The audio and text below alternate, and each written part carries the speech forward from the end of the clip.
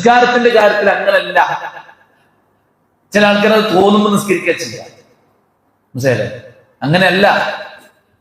ഇന്ന സ്വലാത്ത കാനത് അലൽ മുഅ്മിനീന കിതാബൻ മൗഖൂതാ. വിശ്വാസിക്ക് അല്ലാഹു നിസ്കാരം സമയം നിശ്ചയിച്ചിട്ടുണ്ട്.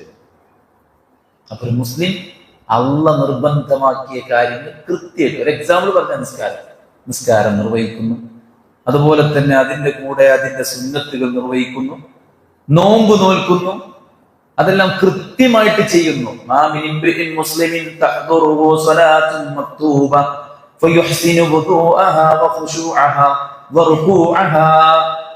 ഒരു മുസ്ലിം എല്ലാ നിർബന്ധ നിസ്കാരത്തിനും പങ്കെടുക്കും. എവിടെ?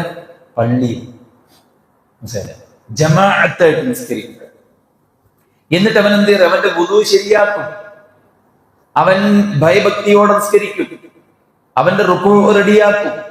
എങ്ങനെയൊക്കെ നിസ്കരിച്ചാൽ ഇല്ലാ കാനത്ത് കഫാറത്തുൻ ലിമാ ഖബലഹാ മിനദ്ദുനൂബ്, അവൻ കഴിഞ്ഞു പോയ എല്ലാ പാപങ്ങളും പുറത്തു. മാലം തുക്ത കബീറ, വൻ പാപങ്ങൾ ഒഴികെ. വൻ പാപങ്ങൾക്ക് സ്പെഷ്യൽ തൗബയാണ്. ബാക്കിയൊക്കെ അല്ലാഹുവിന്റെയും കഴുകി കൊടുക്കും.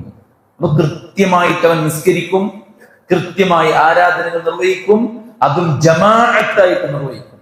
പൊതുവെ ജമാഅത്ത് നിസ്കാരം ഒരു മുസ്ലിമിന്റെ ഏറ്റവും സമാധാന സന്തോഷം കിട്ടുന്ന നിമിഷം നിസ്കാരമാണ്. നബി എന്താ പറഞ്ഞേ? നമസ്കാരം എനിക്ക് കൺകുളിർമയുള്ളതാക്കിയിരിക്കുന്നു.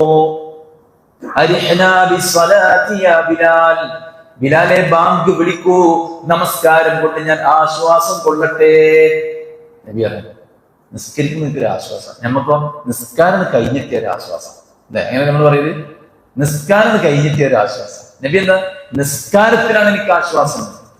ഇദാ ഹസബഹു ശൈഅൻ സല്ലാ, നബിക്ക് വല്ലതും ബാധിച്ച നബി വേഗം പോയിട്ട് ഒളുവെടുത്ത് 2 റക്അത്ത് നിസ്കരിക്കും. കുട്ടികളൊക്കെ മരിച്ച്, ആൺകുട്ടികളൊക്കെ മരിച്ചു നബിന്റെ, അല്ലെ? അബ്ദുള്ളയും ഖാസിമും ഇബ്രാഹിമും ഒക്കെ മരിച്ചു. ഇത് ശത്രുക്കൾ ആഘോഷമാക്കി. നബി അല്ലാഹ് ആശ്വസിപ്പിച്ചു. എങ്ങനെ? ഫസല്ലി ലിറബ്ബിക വൻഹർ, പ്രവാചകൻ താങ്കൾ നിസ്കരിച്ചോളി. അപ്പൊ ഒരു വിശ്വാസിക്ക് നിസ്കാരം, അതുപോലെ തന്നെ ജമാഅത്ത്, അതൊക്കെയാണ് അവന്റെ ജീവിതത്തിലെ സന്തോഷങ്ങളുടെ എലമെന്റ്. അല്ലാതെ സിനിമ, ഗാനമേള, തോന്നിയാസം ഇതല്ല. മനസ്സിലായില്ലേ? ഒരു വിശ്വാസിയുടെ സന്തോഷത്തിന്റെ എലമെന്റ് എന്ന് പറയുന്നത് നിസ്കാരങ്ങളാണ്. അതുകൊണ്ട് തന്നെ കൃത്യമായി അവൻ നിസ്കരിക്കുന്നു, അതും ജമാഅത്തിൽ അവൻ പങ്കെടുക്കുന്നു. ജമാഅത്തിൽ പങ്കെടുക്കുന്നു. അതുപോലെ തന്നെ സുന്നത്തുകൾ അധികരിപ്പിക്കുന്നു. മസാല അബ്ദി യതഖറബു ഇലയ്യ ബിന്നവാഫിൽ ഹത്താ ഉഹിബ്ബഹു. മസാല അബ്ദി യതഖറബു ഇലയ്യ ബിന്നവാഫിൽ, സുന്നത്തായ കർമ്മങ്ങൾ ചെയ്തുകൊണ്ടേയിരുന്ന് എന്റെ ദാസൻ നിരന്തരമായിട്ട് ചെയ്ത് ചെയ്ത് ചെയ്ത് ഞാൻ അവനെ ഇഷ്ടപ്പെടുന്നവരേക്കുമാകും. അല്ലാഹുവിന്റെ ഇഷ്ടം എങ്ങനെ കിട്ടുക? എങ്ങനെ കിട്ടുക? സുന്നത്ത് കൂടി കിട്ടുക. അപ്പൊ നിസ്കരിച്ചതിന് എണീറ്റോടല്ല, വീട്ടിൽ നിസ്കരിക്കാൻ കുഴപ്പമില്ല. സുന്നത്തുകളിലൂടെയാണ് അള്ളാന്റെ ഇഷ്ടം കിട്ടുക. ഫർദിലൂടെ അള്ളാഹിലേക്ക് അടുക്കാം, സുന്നത്തിലൂടെ അള്ളാഹുവിന്റെ ഇഷ്ടം നേടാം. അങ്ങനെ അള്ളാഹിന്റെ ഇഷ്ടം നേടിയാൽ എന്താണ്? പിന്നെ അവൻ കാണുന്ന കണ്ണ് ഞാനാകും, കേൾക്കുന്ന കാത് ഞാനാകും, പിടിക്കുന്ന കൈയും നടക്കുന്ന കാലും ഞാനാകും.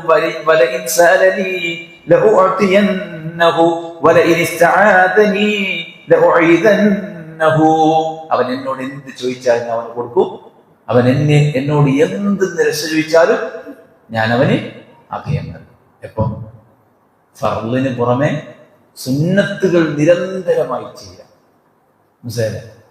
അത് നിരന്തരമായി ചെയ്തുകൊണ്ടേയിരിക്കുന്നവനാണ് മുസ്ലിം. അവയെല്ലാം കൃത്യമായി നിർവഹിക്കുന്നവനാണ് മുസ്ലിം. നമസ്കാരത്തോടൊപ്പം സക്കാത്ത് നൽകുന്നവനാണ് മുസ്ലിം. الذين يقيمون الصلاة ويؤتون الزكاة وهم بالآخرة هم يوقنون. നിസ്കാരം കൃത്യമായി നിർവഹിക്കും, സക്കാത്ത് കൃത്യമായി കൊടുക്കും. അവിടെ അല്ലാഹ് വാവ് ചേർത്തിട്ടാണ് നിസ്കാരത്തിനും സക്കാത്തിനും പറഞ്ഞത്. അവിടെ ഇബ്നു അബ്ബാസ് റളിയല്ലാഹു അൻഹു പറഞ്ഞത് ഖുർആനിൽ 3 ആയത്തുണ്ട്, ഒന്നുണ്ടെങ്കിൽ ഒന്ന് സ്വീകരിക്കുള്ളൂ. ഏത്? ഒന്നുണ്ടെങ്കിൽ ഒന്ന് സ്വീകരിക്കുള്ളൂ, ഒന്നായിട്ട് സ്വീകരിക്കൂല, രണ്ടും വേണം. ഒന്നാമത്തത് അത്തീഉല്ലാഹ വ അത്തീഉർ റസൂല, നിങ്ങൾ അല്ലാഹുവിനെയും റസൂലിനെയും അനുസരിക്കണം. അള്ളാഹിനെ ഞാൻ ഖുർആൻ മാത്രമേ എടുക്കുള്ളൂ, സുന്നത്ത് വേണ്ട പറഞ്ഞാല് ഔട്ടാണ്. ഞാൻ നബിനെ മാത്രമേ അനുസരിക്കുള്ളൂ, അള്ളാഹിനെ അനുസരിക്കുള്ളൂ, ഔട്ടാണ്. രണ്ടാളെ അനുസരിക്കണം. രണ്ടാമത്തെ ആയത്ത് അനിഷ്കുർലി വലിവാലിദയ്യ, നിങ്ങൾ എന്നെ വലിവാലിദയ്ക, നിങ്ങൾ നിങ്ങളുടെ മാതാപിതാക്കളെയും അതുപോലെ തന്നെ എനിക്കും നന്ദി കാണിക്കണം, നിങ്ങളുടെ മാതാപിതാക്കൾക്കും നന്ദി കാണിക്കണം. ഒരാൾ ഉമ്മാനെ നോക്കും നല്ലോണം, നിസ്കരിച്ച് നോമ്പൊന്നുമില്ല, അവൻ അള്ളാന്റെ അടുത്തൊന്നുമില്ല. എന്നാ ഒരാൾ നല്ല നിസ്കാരം നോമ്പ് ഭയങ്കര ദീനിയാണ്, പക്ഷെ ഉമ്മാനെ പറഞ്ഞ് നോക്കൂല, ഓന്റെ ദീനും അള്ള സ്വീകരിക്കൂല. രണ്ടും വേണം. മൂന്നാമത്തെ ആയത്ത് അറിയോ? നമസ്കാരം നിലനിർത്തണം, നിങ്ങൾ നമസ്കാരം നിലനിർത്തണം, അതുപോലെ തന്നെ സക്കാത്ത് കൊടുക്കണം. അപ്പൊ സക്കാത്ത് കൊടുക്കാൻ അവകാശപ്പെട്ട ഒരാള്, ഒരു പൈസക്കാരൻ, മുമ്പ് സക്കാത്തൊന്നും കൊടുക്കൂല, പക്ഷെ നിസ്കാരമൊക്കെ പ്രോപ്പറായിട്ട് ചെയ്യും. അത് അള്ളാഹ്ക്കുമാണ്. ഒരു മുസ്ലിം അവൻ ചെയ്യേണ്ട ആരാധനാ കർമ്മങ്ങൾ കൃത്യമായി നിർവഹിക്കുന്നവനാണ്. അത് ഇഷ്ടപ്പെട്ട് ചെയ്യുന്നവനാണ്, കഷ്ടപ്പെട്ട് ചെയ്യല്ല, ഇഷ്ടപ്പെട്ട് ചെയ്യുന്നവനാണ്. മനസ്സിലായില്ലേ? അതുപോലെ തന്നെ നോമ്പനുഷ്ഠിക്കുന്നവനാണ്. അള്ളാഹുവിന്റെ മാർഗത്തിൽ സുന്നത്തായ നോമ്പുകൾ ധാരാളമായി നിർവഹിക്കുന്നവനാണ്. അല്ലേ? സ്വസലസമ്മയുടെ അറഫ നോമ്പിനെ കുറിച്ച് പറഞ്ഞു. ഒരു കഴിഞ്ഞൊല്ലത്തെ അതുപോലെ തന്നെ വരാനിരിക്കുന്ന ഒരു കൊല്ലത്തെ പാപങ്ങൾ പുറത്തുപ്പെടും. സൗമു ആശൂറയെ കുറിച്ച് പറഞ്ഞു, അല്ലെ? താസൂഇനെ കുറിച്ച് പറഞ്ഞു. അങ്ങനെ നിരവധി 6 നോമ്പിനെ കുറിച്ച് പറഞ്ഞു. ഒരു മാസത്തിലെ 3 നോമ്പിനെ കുറിച്ച് പറഞ്ഞു. അയ്യാമുൽ ബീദിന്റെ തിങ്കളാഴ്ചയും വ്യാഴാഴ്ചയുമുള്ള നോമ്പിനെ കുറിച്ച് പറഞ്ഞു. ഒരു മുസ്ലിം ഇതെല്ലാം ചെയ്യാൻ പരിശ്രമിക്കുന്നവനാണ്. പിന്നെ ഹജ്ജ് ചെയ്യാൻ കായില്ലെങ്കിലും ഹജ്ജ് ചെയ്യണമെന്നൊരു ആഗ്രഹവും അതിനു വേണ്ടിയുള്ള ഒരു പ്രാർത്ഥനയും ഒരു പരിശ്രമവും ഒരു മുസ്ലിമിന്റെ ഭാഗത്തുനിന്ന് ഉണ്ടായിരിക്കും. ഉംറ ചെയ്യാനുള്ള ആഗ്രഹം ഒരു മുസ്ലിമിന്റെ ഉള്ളിൽ ഉണ്ടായിരിക്കും. എന്തെല്ലാം പുണ്യകർമ്മങ്ങൾ അല്ലാഹു സുബ്ഹാനഹു വ തആല കൽപ്പിച്ചിട്ടുണ്ടോ അതെല്ലാം ചെയ്യുന്നവനാണ് ഒരു മുസ്ലിം. നിസ്കരിക്കുന്നു, സുന്നത്ത് നിസ്കരിക്കുന്നു, നോമ്പ് നോൽക്കുന്നു, സുന്നത്ത് നോമ്പ് നോൽക്കുന്നു, സക്കാത്ത് കൊടുക്കുന്നു, ദാനധർമ്മങ്ങൾ നിർവഹിക്കുന്നു, ഹജ്ജ് നിർവഹിക്കുന്നു, ഉംറ നിർവഹിക്കുന്നു. അതുപോലെ തന്നെ ധാരാളം ഖുർആൻ പാരായണം ചെയ്യുന്നു. ഖുർആൻ പാരായണം ചെയ്യാൻ ഭയങ്കര ഇഷ്ടമായിരിക്കും. وَإِذَا تُلِيَتْ عَلَيْهِمْ آيَاتُهُ زَادَتْهُمْ إِيمَانًا, ഖുർആന്റെ ആയത്തുകൾ ഇങ്ങനെ ഓതുമ്പോൾ അവർക്ക് ഈമാൻ ഇങ്ങനെ കൂടും. വജിലത് ഖുലൂബുഹും, അവരുടെ ഹൃദയങ്ങൾ ഇങ്ങനെ പേടിച്ചു വിറക്കും. തഖ്ശഇറു ജുലൂദുല്ലദീന യഖ്ശൗന റബ്ബഹും, അല്ലാഹനെ പേടിക്കുന്ന അവർക്ക് രോമാഞ്ചം ഉണ്ടാകും. ഖുർആൻ എന്ന് പറഞ്ഞ ഓന്റെ ഒരു പവർഫുൾ വെപ്പണാണ്. നിസ്കാരം പറഞ്ഞ മാതിരി തന്നെ ഖുർആൻ. അലാ ബിദിക്രില്ലാഹി തത്മഇന്നുൽ ഖുലൂബ്, അല്ലാഹുവിന്റെ ദിക്റാകുന്ന ഖുർആൻ കൊണ്ടും ദിക്റുകൾ കൊണ്ടും പ്രാർത്ഥനകൾ കൊണ്ടൊക്കെയാണ് ഒരു വിശ്വാസി സമാധാനം അടയാം. അവന് കള്ളുചാപ്പിന്റെ ആവശ്യമില്ല, അവന് സിനിമയുടെ ആവശ്യമില്ല, അവന് തോന്നിയാസത്തിന്റെ ആവശ്യമില്ല, അവനൊരു ഹറാമിന്റെ ആവശ്യമില്ല. ഓന് സമാധാനം കണ്ടെത്താനുള്ള ഒക്കെ അല്ലാഹു സുബ്ഹാനഹു വ തആല ഇവിടെ വെച്ചിട്ടുണ്ട്. അതെന്താണ്? ഖുർആൻ.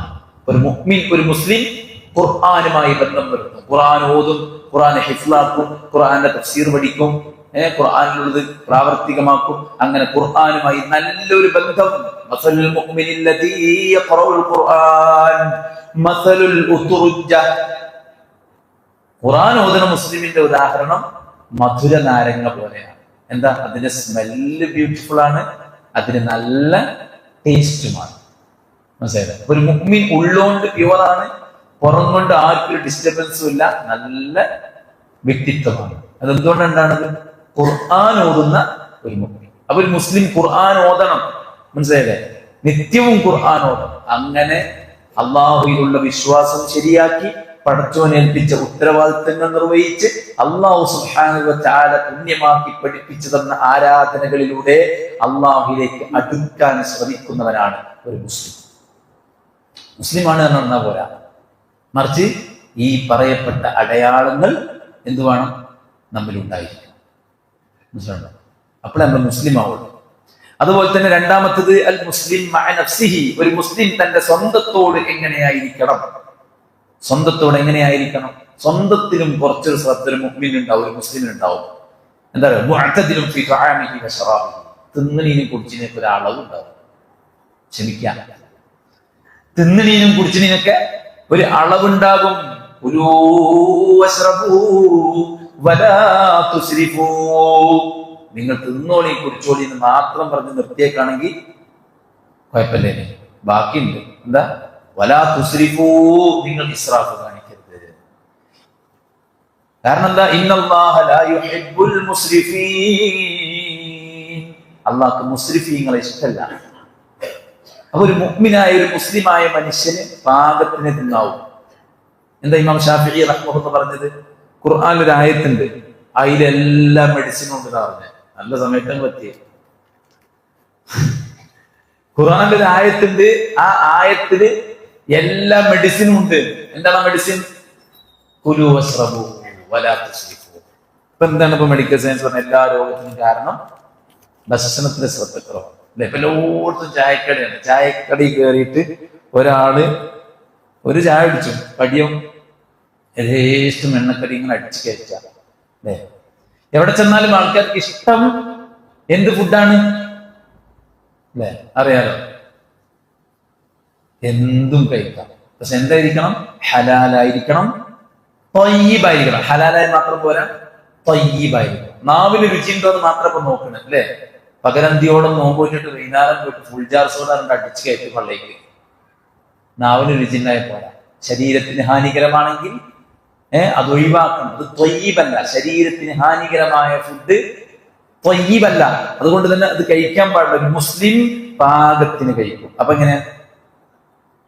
1/3. അതെങ്ങനെ ഉണ്ടാക്കല്? അത് ശീലിപ്പിക്കുക. അതാണ് വയറിനെ ശീലിപ്പിക്കുക. വയറിനെ ശീലിപ്പിക്കുക. ചെറിയ പാത്രത്തിൽ കഴിക്കുക.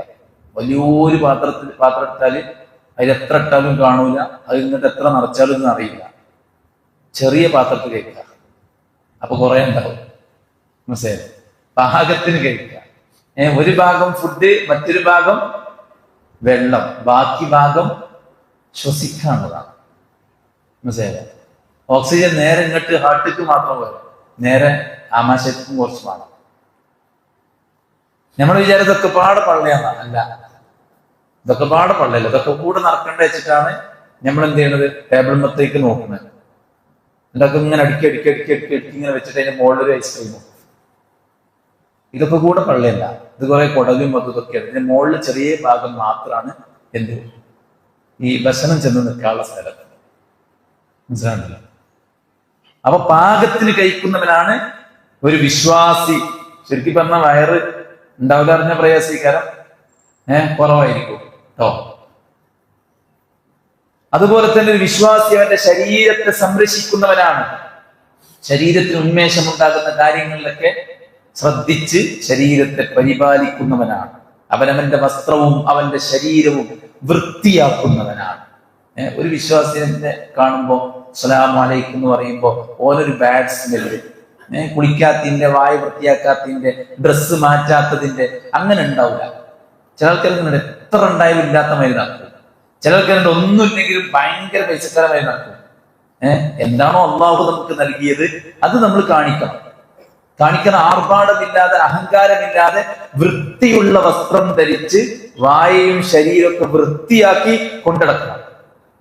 അതാ റസൂൽ കരീം സ്വല്ലല്ലാഹു അലൈഹി വസല്ലം പറഞ്ഞു, ലൗലാ അന്ന ശുക്കര ഉമ്മത്തി ലഅമർതുഹും ബിസിവാഖിൻ മഅ കുല്ലി വുദൂഇൻ. നിങ്ങളോട് ഞാൻ ഓരോ നിസ്കാരത്തിന്റെ നേരത്തും പല്ലേക്കാൻ കൽപ്പിക്കുമായിരുന്നു. നമ്മുടെ ശരീരവും നമ്മുടെ വായയും നമ്മുടെ ഡ്രസ്സൊക്കെ എപ്പോഴും ഫ്രഷ് ആയിരിക്കും. അല്ല, നിര്യാന്റെ മോള് പാൻറ് ധരിക്കാൻ പറഞ്ഞത് അഹങ്കാരമില്ലാതെക്കാനും പിന്നെ അതിൽ മാലിന്യം ഉണ്ടാക്കാനാണ്. ആണുങ്ങളാണ് പരക്കം പായണ ജോലിക്കാരൻ. അല്ലെ? പലോടത്തു കൂടി നമ്മൾ നടക്കും. അപ്പൊ തുണി ഇങ്ങനെ വേച്ച് ഇങ്ങനെ നടത്തി കഴിഞ്ഞാൽ അത് വൃത്തികേടും കൂടെയാണ്. അതുകൊണ്ട് ഉമർ ഇബ്നു ഖത്താബ് നിര്യാന്റെ താഴെ ഡ്രസ്സ് ധരിച്ചു വന്ന ആളോട് പറഞ്ഞത്, പൊക്കി ഉടുക്ക്, അത് നിന്റെ ദീനിനും നല്ലതാണ്, നിന്റെ വസ്ത്രത്തിന്റെ ശുദ്ധിക്കും നല്ലതാണ്. അപ്പൊ നല്ല വൃത്തിയിൽ വെടിപ്പിൽ അള്ളാഹു അനുവദിച്ച വസ്ത്രങ്ങൾ, അഹങ്കാരമില്ലാതെ ആർഭാടമില്ലാതെ, ദുർഗന്ധം പേറി വരരുത്. റസൂൽ പറഞ്ഞു, മൻ അക്കലൽ ബസൽ വസ്തൂം വൽ ഖുറാത്ത് ഫലയഖറബന്ന മസ്ജിദനാ. ദുർഗന്ധം പേറിയിട്ട് ഇങ്ങോട്ട് വരരുത്. ഉള്ളി തിന്ന അനുവദനീയാണ്, പക്ഷെ ഉള്ളി തിന്നിട്ട് അതിന്റെ ദുർഗന്ധം പേറിയിട്ട് പള്ളിക്ക് വരരുത്. മനസ്സിലാണ്ടല്ലോ. എല്ലാ പള്ളിയിലും ഇപ്പൊ സോപ്പും സെറ്റപ്പ് ഒക്കെ ഉണ്ട്. മുമ്പൊന്നുമില്ല. പിന്നെ കൊറോണ വന്നപ്പോൾ സോപ്പും കൂടെ പകരണ്ടെന്നത് ഒഴിവാക്കി. പക്ഷെ എല്ലായിടത്തും വേണം ശരിക്കും. എന്ത് ഒരു ഹാൻഡ് വാഷും സെറ്റപ്പ് ഒക്കെ എല്ലായിടത്തും കാണാം. രോഗാണുക്കൾ പകരാത്ത കോലത്തിൽ ഇൻഡിവിജ്വലി ഉപയോഗിക്കാൻ പറ്റിയ കോലത്തിൽ. അതുപോലെ തന്നെ വൃത്തിയും വെടിപ്പോടുകൂടെ പള്ളിയിലേക്ക് കയറാൻ പറ്റിയൊരവസ്ഥയിൽ അത്രയും വൃത്തിക്ക് ഇസ്ലാം പിന്നെ ഇമ്പോർട്ടൻസ് കൊടുക്കുന്നുണ്ട്. അതുകൊണ്ട് ഒരു വിശ്വാസി എപ്പോഴും വൃത്തിയുള്ളവനായി കുളിക്കാൻ എന്തെല്ലാം സമയത്ത് കുളിക്കാൻ പറഞ്ഞല്ലേ. വുളു എപ്പോഴും വുളു ഉള്ളവനായി നടക്കാനാണ് പ്രോത്സാഹിപ്പിച്ചത്. ഉറങ്ങാൻ പോകുമ്പോൾ വുളു എടുക്കാൻ പറഞ്ഞു. പകലത്തിയോളം 5 നേരം വുളു എടുക്കാൻ പറഞ്ഞു. കുളിക്കാൻ പറഞ്ഞു. ജനാബത്തിന്റെ കൂടി കുളിക്കാൻ പറഞ്ഞു. ജുമഅക്ക് കുളിക്കാൻ വേണ്ടി പറഞ്ഞു. ഉംറക്കും ഹജ്ജിനും ഇഹ്റാമിനും വേണ്ടി കുളിക്കാൻ പറഞ്ഞു. കുളിയെയും അതുപോലെ തന്നെ വുദൂഇനെയും ഒക്കെ പ്രോത്സാഹിപ്പിച്ചു, വൃത്തിയെ പ്രോത്സാഹിപ്പിച്ചു. അതുകൊണ്ട് തന്നെ ഒരു വിശ്വാസി നല്ല വൃത്തിയുള്ളവനായിരിക്കണം. അവന്റെ ബോഡി, അവന്റെ ഡ്രസ്സ്, അവൻ ജീവിക്കുന്ന പരിസരമൊക്കെയും. ഒരു മുസ്ലിമിന്റെ വീട്ടിൽ ചെന്നാല് ഭയങ്കര ആംബിയൻസ് ഒന്നും കാണുന്നില്ല, പക്ഷെ ഉള്ളത് വൃത്തിയും അടുക്കും ചിട്ടയുമാണ്. അവിടെ വഴി വാരി എറിഞ്ഞ് വൃത്തികേടാക്കി ദുർഗന്ധം പേറുന്ന വീടാകരുത്. കാരണം റഹ്മത്തിന്റെ മലക്കുകൾ അടുക്കാനുള്ള വീടാണ് ആണല്ലോ.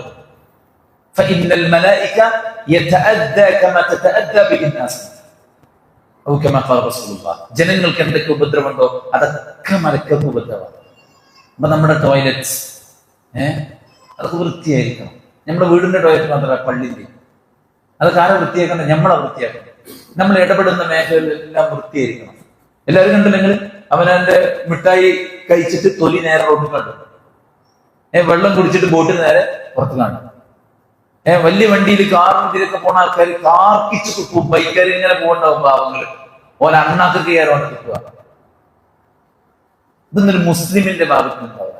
ഇപ്പൊ സർക്കാർ എല്ലായിടത്തും വാട്ടർ ബോട്ടിൽ ഇടാൻ ഒരു ഇരുമ്പിന്റെ കൂടെ കണ്ടല്ലോ.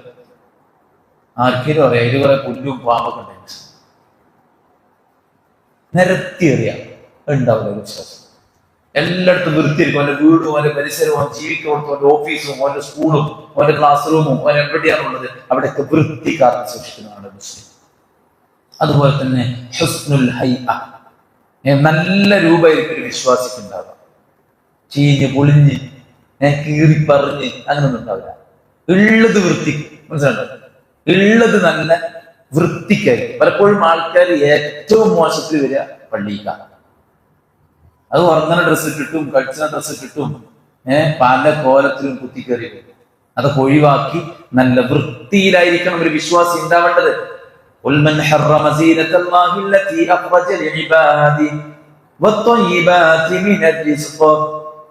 ആരാണ് നിങ്ങൾക്ക് ഹലാലാക്കിയതൊക്കെ നിങ്ങൾ ഹറാമാക്കുന്നത്? ആരാണ്? അള്ളാഹ് നമുക്ക് ഹലാലാക്കിയതൊക്കെ നമുക്ക് ഹലാലാണ്. അത് വിഹിതമായ രൂപത്തിൽ നമുക്ക് കൊള്ളാൻ പറ്റും. ഏറ്റവും നല്ല വൃത്തിയിൽ നമ്മൾ എന്ത് ചെയ്യണം? നിർവഹിക്കണം.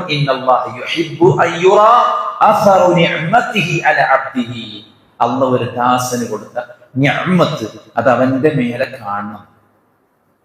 അപ്പൊ ഒരാൾക്ക് മുടിയില്ലേ, ഇപ്പൊ എന്ത് ചെയ്യണം? മൻ കാന ലഹു ശഅറുൻ ഫല്യുക്രിംഹു.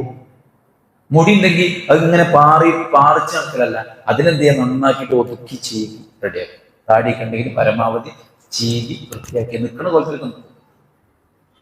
ഉള്ളത് വൃത്തിക്ക്, മനസ്സിലായോ? ഒക്കെ പഠിച്ചിട്ട് വൃത്തിയാക്കാന്നല്ല, അങ്ങനെ വൃത്തിയില്ല. ഏത് വൃത്തി പഠിക്കും വേണ്ടതായിട്ട് മൊത്തം പഠിച്ചു കളയാ, അങ്ങനെ വൃത്തിയില്ല. മനസ്സിലാകുന്നില്ല? അപ്പോ ഒരു അനുവദിച്ച നിലക്കുള്ള സീനത്തും സൗന്ദര്യവും ശുദ്ധിയും വൃത്തിയും ഒക്കെ പാലിച്ചുകൊണ്ട് വേണം ഒരു വിശ്വാസി മുന്നോട്ട് പോകാൻ. അവിടെ ആർഭാടം ഉണ്ടാകരുത്, ജാടയുണ്ടാകരുത്, കാട്ടിക്കൂട്ടലുണ്ടാകരുത്, മറ്റുള്ളവരെ ആകർഷിക്കാൻ വേണ്ടിയാകരുത്. അങ്ങനെയുള്ള കാര്യങ്ങളൊക്കെ നമ്മൾ ഒഴിവാക്കണം. ഇതെന്താണ്? ഖംസുമിൽ ഫിത്ര, ഫിത്രത്തിന്റെ ഭാഗമാണ്. എന്ത്? ഖിതാൻ, സുന്നത്തല്യാണം കഴിക്കൽ. വഹൽഖുൽ ആന്ന വനത്ഫുൽ ഇബ്ത് വതഖലീമുൽ അദാഫിർ വഖസ്സുൽ ശാരിബ്. മീശ വെട്ടി ഒതുക്കുക. വിശ്വാസി വൃത്തിയുള്ളവനായിരിക്കണം. പ്രവാചക സല്ലല്ലാഹു പറയാണ്, ഒരു ഇസ്ലാമിന്റെ ഫിത്രത്തിന്റെ ഭാഗമാണ് എന്ത്? നഖം മുറിക്കുക, കക്ഷരോമം വടിക്കുക, അതുപോലെ തന്നെ പിന്നെ മീശ വെട്ടി ഒതുക്കുക. പുതിയ ട്രെൻഡൊക്കെയാണെന്ന് മീശ ഇങ്ങനെ വായിക്ക് ആകെ കൂടെ തൂക്കിയിട്ട് എന്നിട്ട് ഭക്ഷണം കഴിക്കുമ്പോഴും വെള്ളം കുടിക്കുമ്പോഴും ഒക്കെ അതിലൂടെ ആയി. അങ്ങനെയല്ല, താടി അഴിച്ചു വിടാൻ നിർദ്ദേശിച്ച ഇസ്ലാം മീശയെ വെട്ടി ഒതുക്കാനാണ് കൽപ്പിച്ചത്.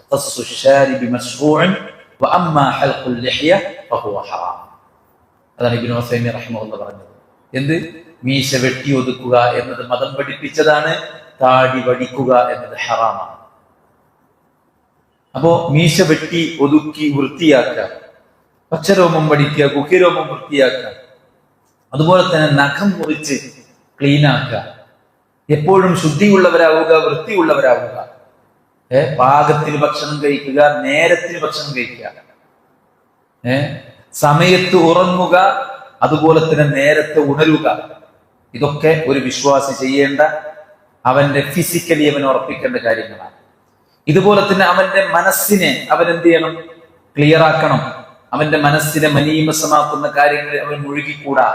മനസ്സ് ഉന്മേഷവാനാകുന്നത് എപ്പോഴാണ്? മതപരമായ അറിവുകൾ നേടുമ്പോഴാണ്. അതുകൊണ്ടൊരു മുസ്ലിം പഠിക്കുന്നവനാകണം. കുൻ ആലിമൻ ഔ മുതഅല്ലിമൻ ഔ മുസ്തമിഅൻ ഫലാ തകുർ റാബിഅ. നീ ഒന്നുകിൽ അധ്യാപകനാകണം, അല്ലെങ്കിൽ വിദ്യാർത്ഥിയാകണം, അല്ലെങ്കിൽ നല്ലൊരു ശ്രോതാവാകണം. ഫലാ തകുർ റാബിഅ, നീ നാലാമനാകരുത് എന്നാണ് ഇബ്നു മസ്ഊദ് എന്നാണ് പറയുന്നത്. നമ്മുടെ മനസ്സ് എപ്പോഴും എനർജറ്റിക് ആയിരിക്കണം, നമ്മുടെ മനസ്സ് എപ്പോഴും ഹെൽത്തി ആയിരിക്കണം, നമ്മുടെ ബുദ്ധിയും അതുപോലെ തന്നെ നമ്മുടെ മനസ്സും എപ്പോഴും നല്ല പവർഫുൾ ആയിരിക്കണം. അതിനുവേണ്ടി നമ്മൾ എന്ത് ചെയ്യണം? ദീനിനെ കുറിച്ച് കൃത്യമായി പഠിക്കണം.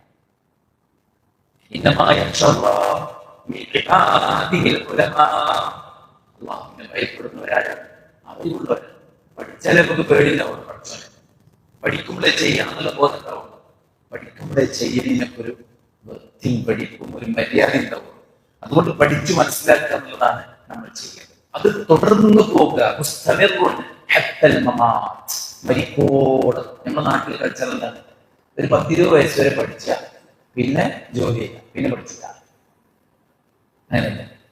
എന്നാൽ മറ്റു രാജ്യങ്ങളിലൊക്കെ എന്താ വെച്ച് കഴിഞ്ഞാൽ ആദ്യം അവര് ഫിനാൻഷ്യലി സ്റ്റേബിൾ ആകാൻ നോക്കുക ചെയ്യാം, എന്നിട്ടാണ് ഒരു പിന്നെ പഠിച്ചാൽ ഇറങ്ങുക. ഇന്ത്യയിലെ പല യൂണിവേഴ്സിറ്റിയിലും വയസ്സന്മാരായിട്ടുള്ള ഇംഗ്ലീഷുകാരൊക്കെ യൂറോപ്യൻസ് ഒക്കെ ഉണ്ട്. ഒരു പഠിച്ചാൽ വന്നാ ഡോക്ടറേറ്റ് എടുക്കാൻ വന്നാ 50 വയസ്സ് 60 വയസ്സ്. അതുപോലെ ആദ്യം ഫിനാൻഷ്യലി സ്റ്റെബിലിറ്റി ഉണ്ടാക്കുക, പിന്നെ അങ്ങോട്ട് പഠിച്ചാൽ ഇറങ്ങുക ചെയ്യാം. നമ്മുടെ നാട്ടില് ആദ്യം പഠിക്കുക, പിന്നെ ജോലി കിട്ടിയ പിന്നെ ഒരു പഠിത്തം ഉണ്ടാവില്ല. അതിൽ മാറ്റം വരുത്താൻ ശ്രമിച്ചുകൊണ്ടിരിക്കുകയാണ് വിദ്യാഭ്യാസ രംഗത്തൊക്കെ. ടീച്ചേഴ്സ് വീണ്ടും പഠിക്കണം, വീണ്ടും പഠിക്കണം എന്നൊരവസ്ഥയിലേക്ക് കാര്യങ്ങൾ കൊണ്ടുവരണം. അതുകൊണ്ടാണ് കുട്ടികളിൽ ആ മാറ്റം ഉണ്ടായത്. നമ്മളൊക്കെ പഠിപ്പിക്കുന്ന കാലത്ത് എന്താ ഉണ്ടായി? നമുക്ക് എന്തെങ്കിലും ഓർമ്മ ഉണ്ടോ? എന്താ പഠിപ്പിച്ചത്? മുബൽക്ക് ഓർമ്മ ഉണ്ടാവില്ല, നമുക്ക് ഓർമ്മ ഉണ്ടാവില്ല. കാരണം അത് ജോലി ടീച്ചർ പിന്നെ ഒന്നും പഠിക്കണില്ല.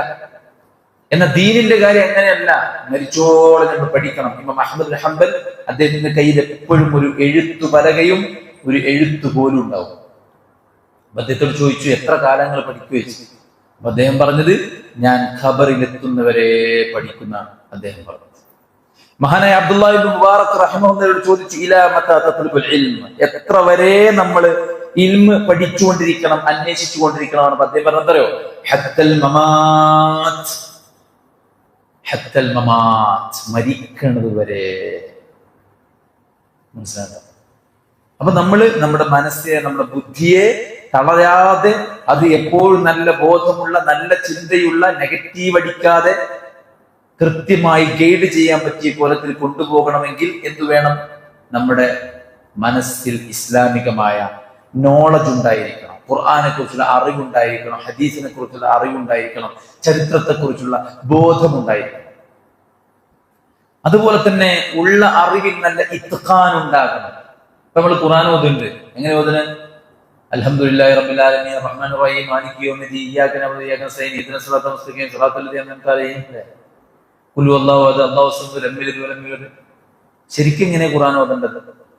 അതിന്റെ കൃത്യമായ തിലാവ, അതിന്റെ തജ്വീദ്, അതിന്റെ തഫ്സീർ, ഇതെല്ലാം കൃത്യമാക്കിയിട്ട് വൃത്തിക്കോക. എത്ര മനോഹരമായിട്ട് ഒരു ബാങ്ക് കേട്ടത്! മഗ്രിബിന് ഇമാമത്ത് ഖിറാഅത്ത് എത്ര മനോഹരമായിട്ടാണ്! അല്ലാഹു ബർക്കത്ത് ചൊരിയട്ടെ. നമുക്കൊക്കെ പറ്റും. നമ്മളെന്തെങ്കിലും നമുക്ക് പഠിക്കാൻ കഴിവില്ലാത്തതുകൊണ്ടാണ് നമ്മൾ ഇങ്ങനെ ആയിട്ട് നമ്മൾ വിശ്വസിച്ചത്. അല്ല, നമ്മൾ പഠിക്കാത്തതുകൊണ്ട് നമ്മൾ ഇങ്ങനെ ആയിട്ട് അല്ലെ? നമ്മൾ മക്കളോടൊക്കെ പറയുന്നത് ഞങ്ങളുടെ കാലത്തൊന്നും പഠിക്കാൻ പറ്റിയില്ല. അല്ല, നമ്മുടെ കാലത്ത് നമ്മൾ പഠിച്ചിട്ടില്ല. അതാണ് കറക്റ്റ്. എന്നാൽ നമ്മളിപ്പം പഠിച്ചവരൊക്കെ പഠിച്ചില്ലല്ലോ. അപ്പൊ എന്ത് ഓൽക്കുണ്ടായിന്? ഒരു കഞ്ഞവെള്ളം കുടിച്ചിട്ടും കാടിയെല്ലാം കുടിച്ചിട്ടേ പോയിന്. അപ്പൊ നമ്മൾ പഠിച്ചിട്ടില്ല. That's correct. അപ്പോ നമ്മളിതൊക്കെ പഠിച്ചെടുക്കുമ്പോൾ നമുക്ക് ക്ലിയർ ആവും. അൽഹംദുലില്ലാഹി റബ്ബിൽ ആലമീൻ അർറഹ്മാനിർ റഹീം. ഓരോ അക്ഷരങ്ങൾ എങ്ങനെ ഉച്ചരിക്കണം, എവിടെ മണിക്കണം, എവിടെ നീട്ടണം, വളരെ സിമ്പിൾ ആയിട്ട് ആർക്കും പഠിക്കാം. ഇനി റൂൾസ് ഒന്നും അറിയില്ലെങ്കിലും യൂട്യൂബ് എടുത്തിട്ട് ഒരു സൂറത്ത് എടുത്തിട്ട് അതിന്റെ കൂടെ അതേപോലെ ഓതി പഠിച്ചാൽ അതേപോലെ നമുക്ക് പോതാവും. കടിച്ചാ പൊട്ടാത്ത റാപ്പ് സോങ് കണ്ട് കുട്ടികൾ പാടിയെടുക്കുന്നത് കട്ട സാധനം. അപ്പൊ എന്താ കേട്ട് പഠിക്കാൻ കഴിയും. അപ്പോ ഇത്ഖാൻ ഉണ്ടായിരിക്കണം. ഒരു വിശ്വാസിക്ക് അറിവുണ്ടായിരിക്കണം. ആ അറിവിൽ ഇത്ഖാൻ ഉണ്ടായിരിക്കണം. അതുപോലെ തന്നെ കൂടുതൽ കൂടുതൽ പഠിക്കാനുള്ള ഒരു ശ്രമം അവനുണ്ടായിരിക്കണം. നല്ലത് ചിന്തിക്കുന്ന ഹൃദയമായിരിക്കണം. നെഗറ്റീവ് ചിന്തിക്കുന്ന ഹൃദയമാകരുത്. പോസിറ്റീവ് ചിന്തയാണ് ഉണ്ടായിരിക്കേണ്ടത്. റസൂലുള്ളാഹി സ്വല്ലല്ലാഹു അലൈഹി വസല്ലം പറഞ്ഞില്ലേ, എന്താ പറഞ്ഞത്?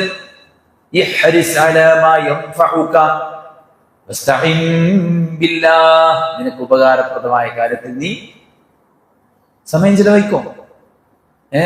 നീ അള്ളാഹിനോട് സഹായം തേടും ചെയ്തോ. വലാ തഅജിസ്, നീ ദുർബലത കാണിക്കരുത്. നിനക്ക് വല്ലതും മിസ്സായാൽ നീ എന്ത് പറയരുത്?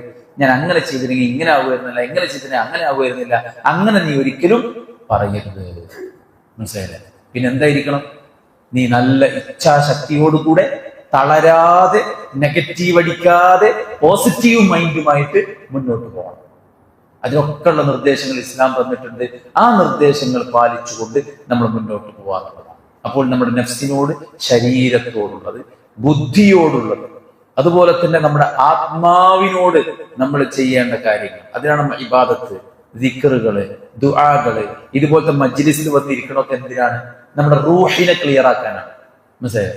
റൂഹിനെ ക്ലിയർ ആക്കാനാണ്. അങ്ങനെ അതിനെയെല്ലാം ശുദ്ധീകരിക്കുന്ന പ്രവർത്തനങ്ങളിൽ ഒരു മുസ്ലിം മുഴുകുന്നവനായിരിക്കും എന്നുള്ളതാണ്. അപ്പോൾ തന്റെ റബ്ബിനോട് ഒരു മുസ്ലിമിന് ഒരു സമീപനമുണ്ട്.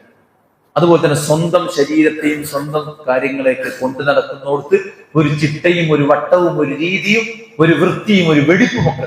ബുദ്ധിയെ മലീമസമാക്കുന്ന, ശരീരത്തെ മലീമസമാക്കുന്ന ഒരു കാര്യത്തിലും അവൻ മുഴുകുകയില്ല. ഇസ്ലാം അങ്ങനെയാണ്. സമ്പത്തിന്, ശരീരത്തിന്, ബുദ്ധിക്ക്, ദീനിന്, കുടുംബത്തിന്, ഇതിനൊക്കെ സുരക്ഷ ഏർപ്പെടുത്തുന്ന മതമാണ് ഇസ്ലാം.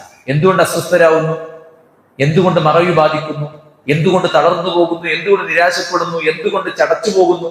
നമ്മുടെ ഇസ്ലാമിക ആശയത്തിൽ നിന്ന് ബഹുദൂരം അകന്നുപോയി പലതും കണ്ടും പലതും കേട്ടും നമ്മുടെ തലച്ചോറ് മലീമസമായതുകൊണ്ടാണ്. അതുകൊണ്ട് ഒരു മുസ്ലിം ശുദ്ധമായ ഹൃദയമുള്ളവനാകണം, ശുദ്ധ തെളിഞ്ഞ ബുദ്ധിയുള്ളവനാകണം, നല്ല വൃത്തിയും വെടിപ്പുമുള്ളവനാകണം, പടച്ചറബുമായി ഏറ്റവും നല്ല അറ്റാച്ച്മെന്റ് ഉള്ള, പടച്ചവന് ഫസ്റ്റ് പ്രിഫറൻസ് കൊടുക്കുന്ന, അള്ളാന്റെ കൽപ്പനകൾ കൃത്യമായി നിർവഹിച്ചു പോകുന്നവനായിരിക്കണം.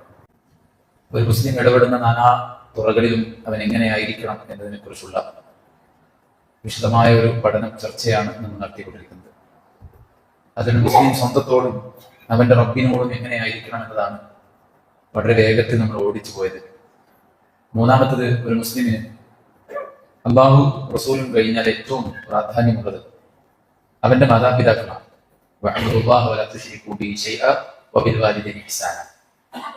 നിങ്ങൾ അല്ലാഹുവിനെ മാത്രം ആരാധിക്കണം, അവൻ ഒന്നിനെയും പങ്കു ചേർക്കരുത്, മാതാപിതാക്കൾക്ക് നിങ്ങൾ ഇഹ്സാൻ ചെയ്യണം എന്ന് അല്ലാഹുവിന്റെ ഖുർആനിന്റെ കൽപ്പനയാണ്.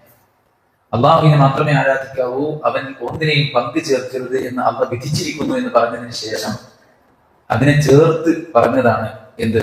വബിൽ വാലിദൈനി ഇഹ്സാന, മാതാപിതാക്കൾക്ക് നന്മ ചെയ്യണം. പ്രത്യേകിച്ച് അവർക്ക് പ്രായമായാൽ വഹ്ഫിദ് ലഹുമാ ജനാഹ ദുൽലിൻ റഹ്മ വഖുർ റഹ്മഹുമാ കമാ റബ്ബയാനി സഗീറ. കാരുണ്യത്തിന്റെ ചിറകുകൾ വിരിച്ചിടുകയും പടച്ചറബേ ചെറുപ്പത്തിൽ എന്നോട് കരുണ കാണിച്ചതുപോലെ അവരോട് നീ കരുണ കാണിക്കണമെന്ന് അവർക്ക് വേണ്ടി ആത്മാർത്ഥമായി പ്രാർത്ഥിക്കുകയും ചെയ്യുന്നതാണ്. മാതാപിതാക്കളുമായി ബന്ധപ്പെട്ട കൽപ്പനയാണ്.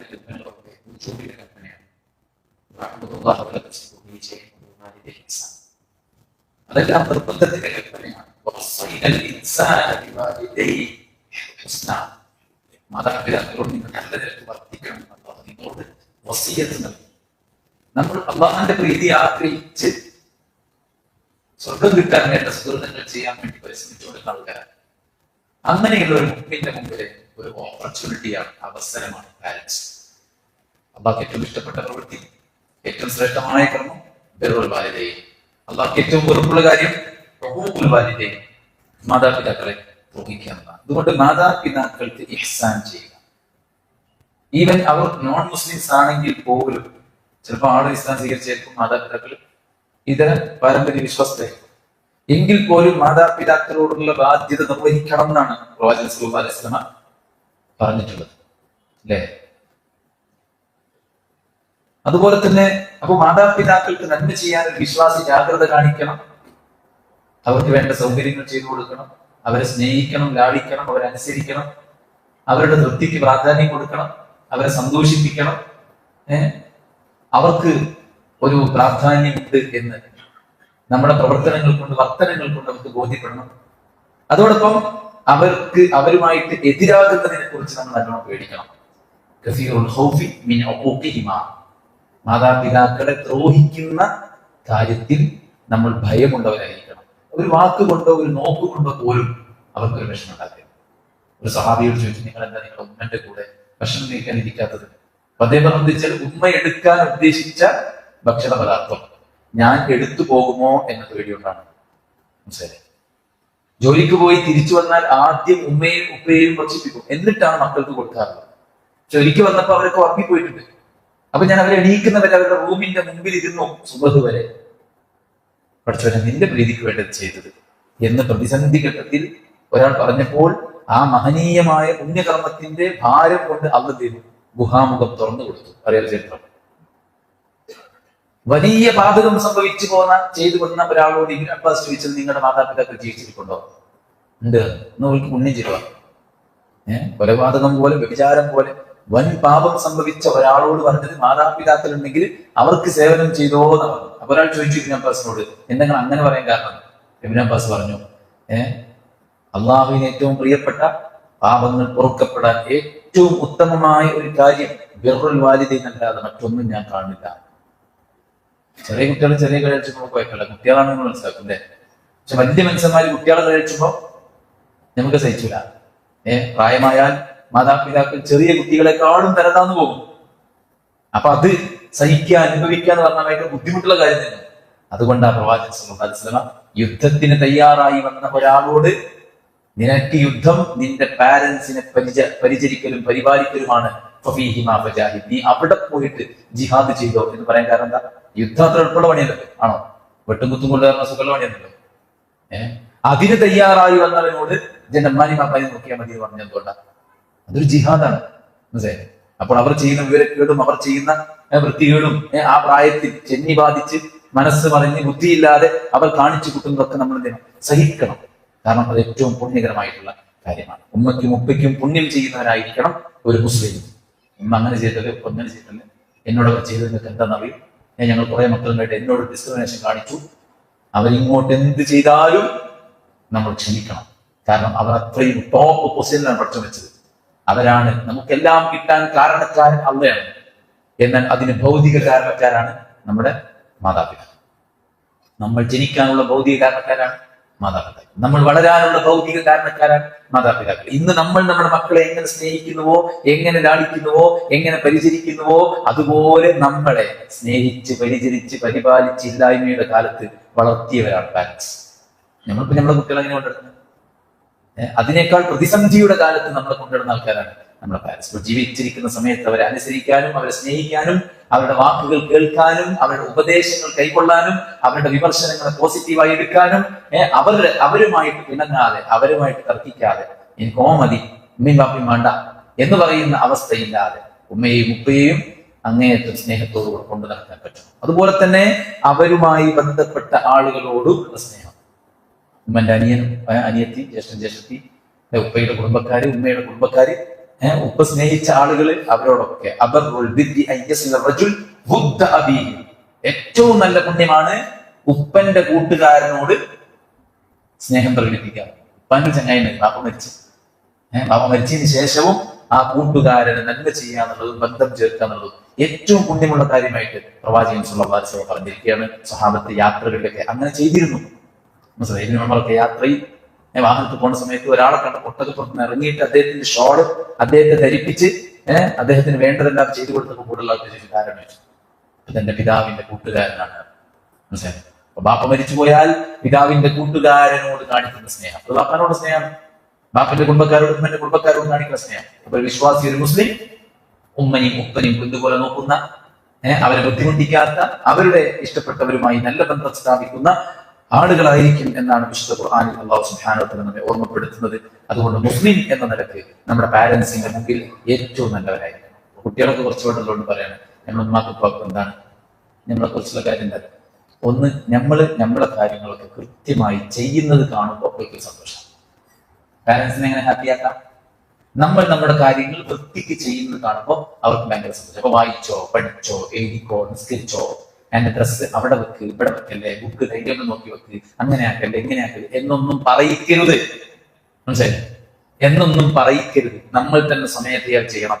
ബാങ്ക് വിളിക്കുമ്പോ നമ്മൾ എന്ത് ചെയ്യണം? വുളു എടുത്തിട്ട് ഉമ്മാനോട് അസ്സലാമു അലൈക്കും, ഞാൻ പള്ളിയിൽ പോയി വരാം എന്ന് നമ്മൾ അങ്ങട്ട് പറയുമ്പോ ഉമ്മാക്ക് ഉപ്പാക്കുന്ന സന്തോഷം വലുതാണ്.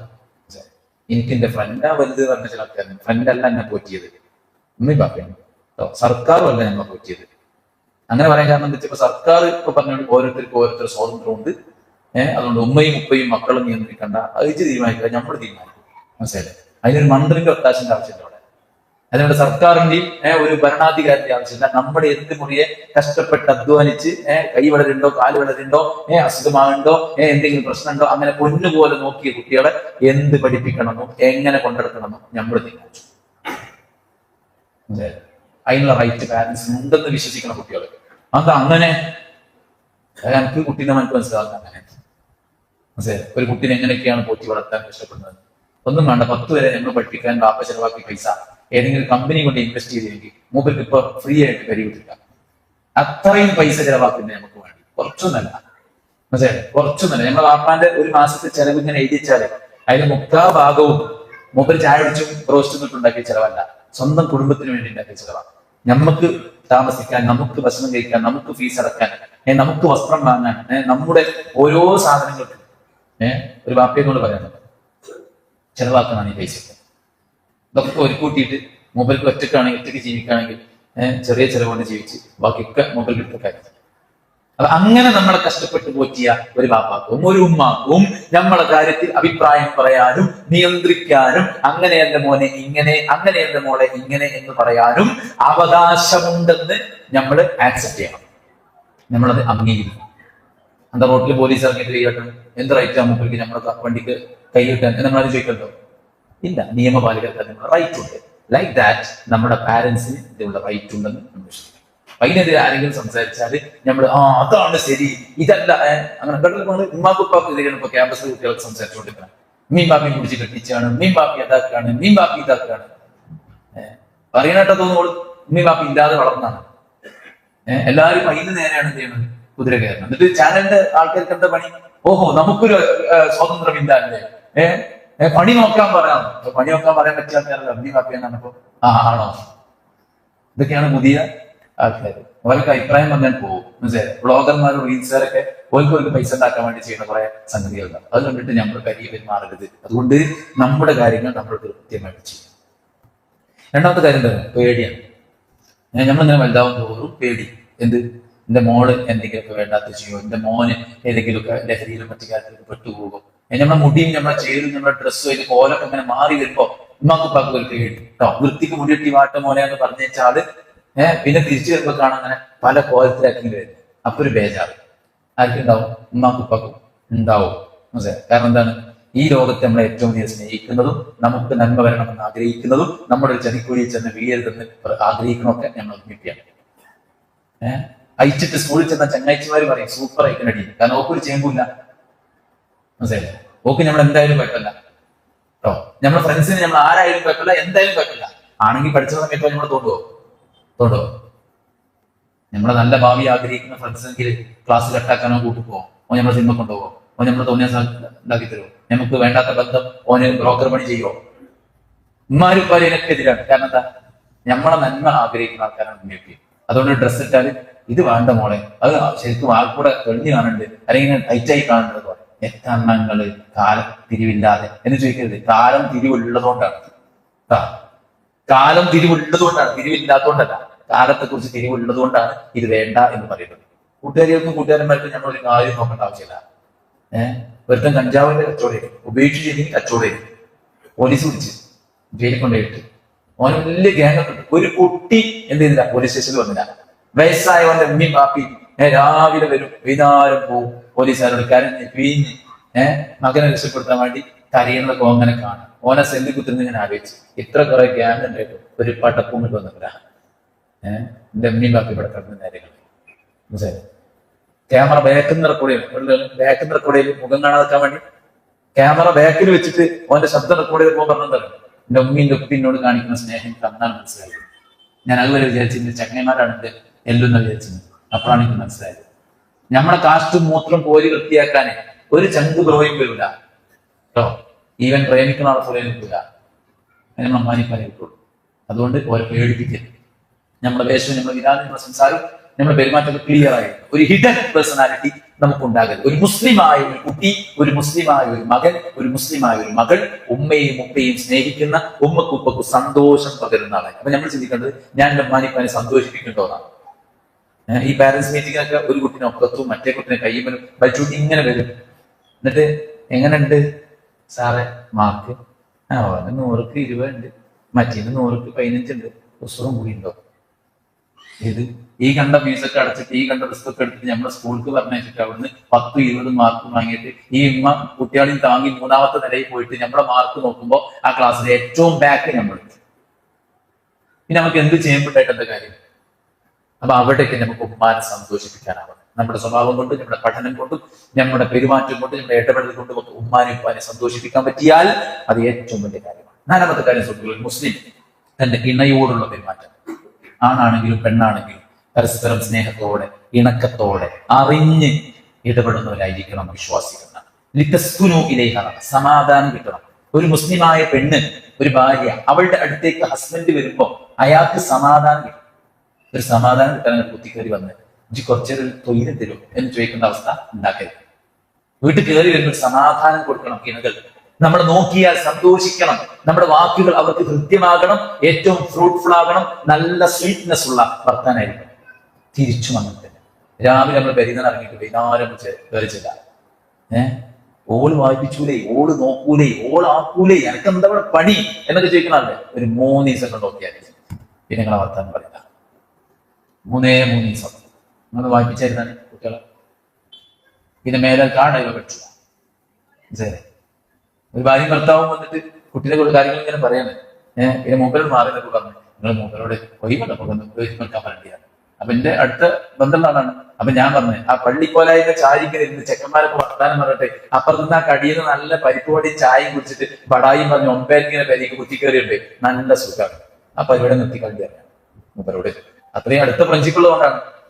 ഒഴിവുള്ള സമയത്ത് ഒന്ന് വീഡിയോ കോലൊക്കെ പോയിരുന്നില്ലെങ്കിൽ ശരിയാവൂല. എന്ത് ശരിയാവൂല? അല്ലെങ്കിൽ ഓരോ പരിക്കുകളൊക്കെ ശരി തന്നെ, അത്രയ്ക്ക് ശരിയാൽ മതി. ആദ്യം അവനെ പേരെ ശരിയാക്കുക, എന്നിട്ട് മതി നാട് ശരിയാക്കുന്നത്. അതുകൊണ്ട് നമ്മൾ എന്താണെന്ന് വെച്ച് കഴിഞ്ഞാൽ കൂട്ടുത്തരവാദിത്തമായിട്ട് നമ്മുടെ കുടുംബത്തിന്റെ കാര്യങ്ങൾ നിർവഹിക്കണം. അതിന് ഭാര്യ ഭർത്താവ് എന്ന് പറഞ്ഞാൽ ഏറ്റവും പ്രധാനപ്പെട്ട എലമെന്റാണ്. അതുകൊണ്ട് ഒരു മുസ്ലിം പെണ്ണ്, ഒരു മുസ്ലിം ആണ്, അവർ തമ്മിൽ കല്യാണം കഴിച്ചാൽ അവിടെ പിന്നെ ദുനിയാവിലെ സ്വർഗ്ഗമാണ്. പക്ഷെ ശരിക്ക് സംഭവിക്കുക അവിടെ അടിയോട് അടിയാണ്. അതെന്തുകൊണ്ട് വെച്ചാൽ ഒന്ന് വിവരമില്ലായ്മ കൊണ്ടാണ്. എന്താണ് ദാമ്പത്യത്തിന് എങ്ങനെ കൊണ്ടുവരേണ്ടതെന്നും ഒരു ധാരണ അല്ലാതെയാണ് ദാമ്പത്യത്തിൽ കയറുന്നത്. അതില്ലാതാക്കാൻ നമ്മൾ എന്ത് ചെയ്യണം?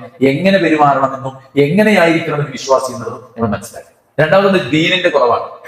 രണ്ടാൾക്ക് ദീനില്ല, അല്ലെങ്കിൽ ഒരാൾക്ക് ദീനുണ്ട്, മറ്റേ ദീനില്ല, മറ്റേ ദീനുണ്ട്, ഇയാൾക്ക് ദീനില്ല. അതുകൊണ്ട് രണ്ടാളും ദീനീ ബോധമുള്ള ആളായിരിക്കണം. 3ാമത്തെ കാര്യങ്ങൾ സ്നേഹിക്കുക എന്നുള്ളതാണ്. എനിക്ക് എത്രത്തോളം എന്റെ ഭാര്യമാരെ സ്നേഹിച്ചു അല്ലെ? ആ മോണ വീർത്ത കറുത്ത പല്ലുന്തിയ പെണ്ണിനെ കുറിച്ചാണ് നബികൾ ഇങ്ങനെ പറയുന്നത് എന്ന് ആയിഷ ബീവിയെ കുറിച്ച് ചോദിക്കും. ആരെ കുറിച്ചാ? ഖദീജനെ കുറിച്ച്. ഖദീജ എന്ന് കേൾക്കുമ്പോൾ നബിയുടെ കണ്ണ് നിറയുന്നു. അത്രയും സ്നേഹമാണ്, സിൻസിയർ ലവ് ആണ്. അള്ളാഹ് നമുക്ക് ഹലാലാക്കി തന്ന നമ്മുടെ ഇണയെ ആത്മാർത്ഥമായി സ്നേഹിക്കുക. അൺകണ്ടീഷണൽ ലവ്, അതാണ് ഒരു കണ്ടീഷൻ ഇല്ലാത്ത സ്നേഹം. നിങ്ങൾ കാണാൻ നല്ല ഭംഗിയാണ്, അതുകൊണ്ട് എനിക്ക് നിങ്ങൾ ഭയങ്കര ഇഷ്ടമാണ്. അപ്പൊ ഭംഗിയില്ലെങ്കിൽ ഇഷ്ടം ഉണ്ടാവില്ല. നിങ്ങൾ കൊണ്ടുവന്നില്ലെങ്കിൽ എനിക്ക് ഭയങ്കര സ്നേഹമാണ് എന്നോട്. അപ്പൊ കൊണ്ടുവന്നില്ലെങ്കിൽ സ്നേഹം ഉണ്ടാവില്ല. അതാണ് കണ്ടീഷണൽ ലവ് പറഞ്ഞാൽ ഒരു കാര്യം മുന്നിൽ വെച്ചുകൊണ്ട് അതിനാൽ ഇഷ്ടമാണ്, ഇതിനാൽ ഇഷ്ടമാണ്, അതല്ല. ഒരു കണ്ടീഷനുമില്ല. ആള് കാണാൻ അത്ര ഭംഗിയില്ല, വലിയ പണിയില്ല, വലിയ തറവാടല്ല, ഒന്നുമില്ല. പക്ഷെ പഠിച്ചോ ഇണയാക്കി തന്നാണ്. അതുകൊണ്ട് ആത്മാർത്ഥമായ സ്നേഹം. മനസ്സിലായി? കഴിഞ്ഞ നമ്മളെ സബീഹിതങ്ങളെ ഉപ്പ മരിച്ചു, അള്ളാഹു സുഖം കൊടുക്കട്ടെ. സ്ട്രോക്ക് ബാധിച്ച് ഹോസ്പിറ്റലിൽ കിടക്കുമ്പോൾ ഡോക്ടർമാർക്ക് ഒരു പ്രതീക്ഷയില്ല.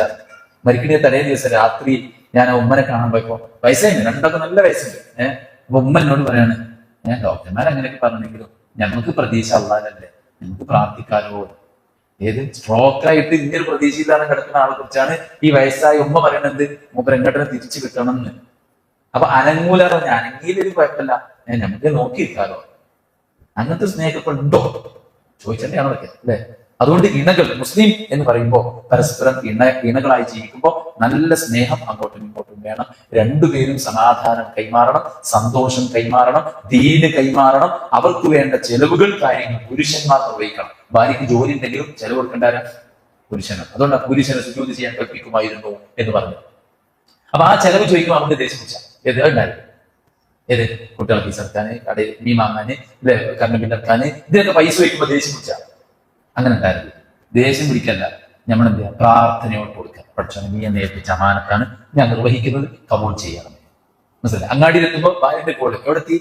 അങ്ങാടിയിലാണ്. എന്നൊക്കെ സാധനത്തിന്റെ ലിസ്റ്റ് ഇട്ടരാ, അത് വാങ്ങിപ്പോയി എന്നാലും ആ പൈസയും പോയി. അതാ നമ്മളെ കാഴ്ചപ്പാട്, അല്ലെ? കിട്ടുന്ന പൈസ ഹോസ്പിറ്റലിൽ കൊണ്ടേ കൊടുക്കാനേ ഒഴിവുള്ളൂ, കിട്ടുന്ന പൈസക്ക് കടയിൽ കൊണ്ടേ കൊടുക്കാനേ ഒഴിവുള്ളൂ എന്ന് പറയുന്ന ആൾക്കാർ അത് പോസിറ്റീവായി ചിന്തിക്കണം. ഹോസ്പിറ്റൽ കേസ് വരുമ്പോ ഹോസ്പിറ്റലിൽ കൊണ്ടുപോകാനും ചികിത്സിക്കാനും പഠിച്ചോനെ കാശ് തന്നല്ലോ. മനസ്സിലായി? 2 കീസ് നിറച്ച് പച്ചക്കറിയും സാധനവും വീട്ടിൽ കൊണ്ട് കയറി ചെല്ലാന് പഠിച്ചോനെ നീ എനിക്ക് കാശ് തന്നല്ലോ. ആവി മുടങ്ങി ജീവിക്കാൻ പറ്റില്ലല്ലോ.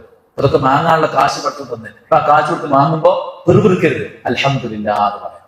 ഞാൻ ഈ അടുത്താണ് ചിന്തിച്ചത്, ഇത് 100 രൂപയ്ക്ക് വെജിറ്റബിൾ വാങ്ങി 2 പീസും താങ്ങി ഇങ്ങനെ പോകുമ്പോ കയ്യിലുള്ള കായ് ഇങ്ങനെ തീർന്നല്ലോ എന്നുള്ള ഫീലിംഗ് വന്നപ്പോ 2 കൈ നിറച്ച് കവറാണല്ലോ. അവർക്ക് ഫലസ്തീനികളൊക്കെ ഓർമ്മയുണ്ട്. മനസ്സിലായില്ലേ?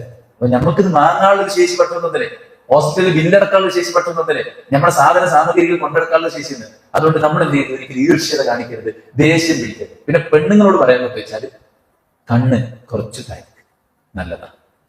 കിട്ടുന്നതിനനുസരിച്ചുള്ള ചെലവേ ഉണ്ടാക്കാവൂ. നമ്മുടെ ഹസ്ബൻഡിന്റെ വരുമാനം എത്രയാണോ അതിനനുസരിച്ചുള്ള ഒരു ചെലവാണ് നമ്മൾ.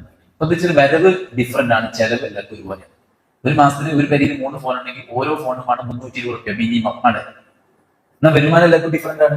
എണ്ണ എല്ലാവർക്കും പെട്രോളിന് 106 എത്രയാണ്, അല്ലെ? അതിപ്പോ ജോലി നോക്കിയിട്ടാ പ്രൊഫസർക്ക് 750 രൂപയ്ക്ക് എണ്ണ, കൂലിപ്പണിക്കാരന് 55 രൂപയ്ക്ക് എണ്ണ, അങ്ങനെ ഉണ്ടോ? ഉണ്ടായിരുന്ന ഒരു കാലം 47 രൂപയ്ക്ക് എണ്ണ അടിച്ചിട്ട് ഗവൺമെന്റ് അല്ലെ എല്ലാവരും പാടെ വട്ടത്തിൽ ഇങ്ങനെ തിന്നോണ്ടിരിക്കായതുകൊണ്ട് ഇതിങ്ങനെ കൂടിയോണ്ട് മനസ്സിലായി. അപ്പൊ ചെലവ് എല്ലാവർക്കും ഒരുപോലെയാണ്, എന്നാൽ വരവ് എല്ലാവർക്കും ഒരുപോലെയല്ല. അപ്പൊ നമ്മുടെ വരവ് എത്രയാണോ അതിനനുസരിച്ചുള്ള ചെലവ്, അതിനു വേണ്ടിയിട്ടുള്ള സ്വപ്നങ്ങൾ അത്രയും നമ്മൾ ഉണ്ടാക്കേണ്ടത്. പിന്നെന്താ വെച്ച് കഴിഞ്ഞാല് എല്ലാം കൂടെ സൗകര്യം ഒരുക്കിയിട്ട് ഇവിടെ തന്നെ അങ്ങോട്ട് കൊട്ടാരം പണിയാനൊന്നും ഞങ്ങൾ നിൽക്കില്ല. നമുക്കൊരു വീട്, അതിൽ പരിമിതമായ സൗകര്യം, നമുക്ക് കഴിക്കാനുള്ള ഫുഡ്, അതൊക്കെ കഴിച്ച് പഠിച്ചോനെ ബാത്ത് ചെയ്ത് ജീവിക്കുക, അത്രേ ഉള്ളൂ. മനസ്സിലായി?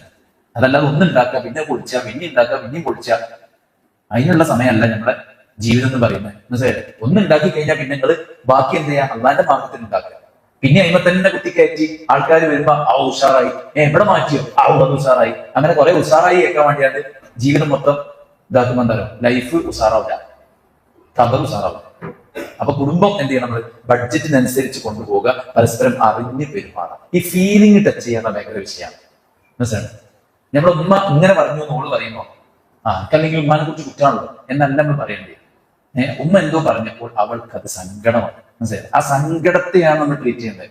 അവിടുത്തെ ഫീലിംഗ് എന്ന് പറയുന്നത് സങ്കടമാണ്. അപ്പം ഉമ്മ അങ്ങനെ പറഞ്ഞപ്പോൾ സങ്കടമായി, സാരല്ല ഇത് സങ്കടപ്പെടണ്ട എന്ന് പറയുമ്പോഴാണ് നമ്മൾ അവളുടെ ഫീൽ ടച്ച് ചെയ്യുന്നത്. മനസ്സിലായി? അങ്ങനെ ഫീലിംഗ് ടച്ച് ചെയ്തുകൊണ്ടായിരിക്കണം നമ്മൾ രണ്ടാളും, ഹസ്ബൻഡിന്റെ ഫീലിംഗ് ഭാര്യയും, ഭാര്യയുടെ ഫീലിംഗ് ഹസ്ബൻഡും ടച്ച് ചെയ്തുകൊണ്ട് മുന്നോട്ട് പോകാൻ. പിന്നെന്തായാലും വിട്ടുവീഴ്ചല്ലാതെ ദാമ്പത്യം ചെയ്ത് മുന്നോട്ട് പോകില്ല. നമ്മൾ വിചാരിച്ച പോലെ തന്നെ കാര്യങ്ങൾ നടക്കണമെന്നില്ല.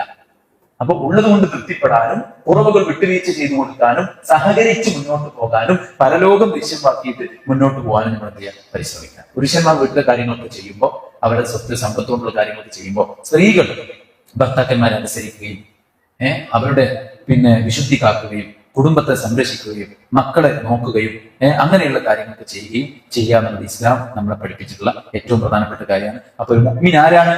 ഒരു മുസ്ലിം ആരാണ്? നല്ലൊരു ഭർത്താവാണ്, നല്ല ഒരു ഭാര്യയാണ്. അവർ ദീനും ദുനിയാവും പരസ്പരം കൊണ്ടും കൊടുത്തും ജീവിക്കുന്നവരാണ് എന്നാണ് ഇസ്ലാം നമ്മളെ പഠിപ്പിക്കുന്നത്.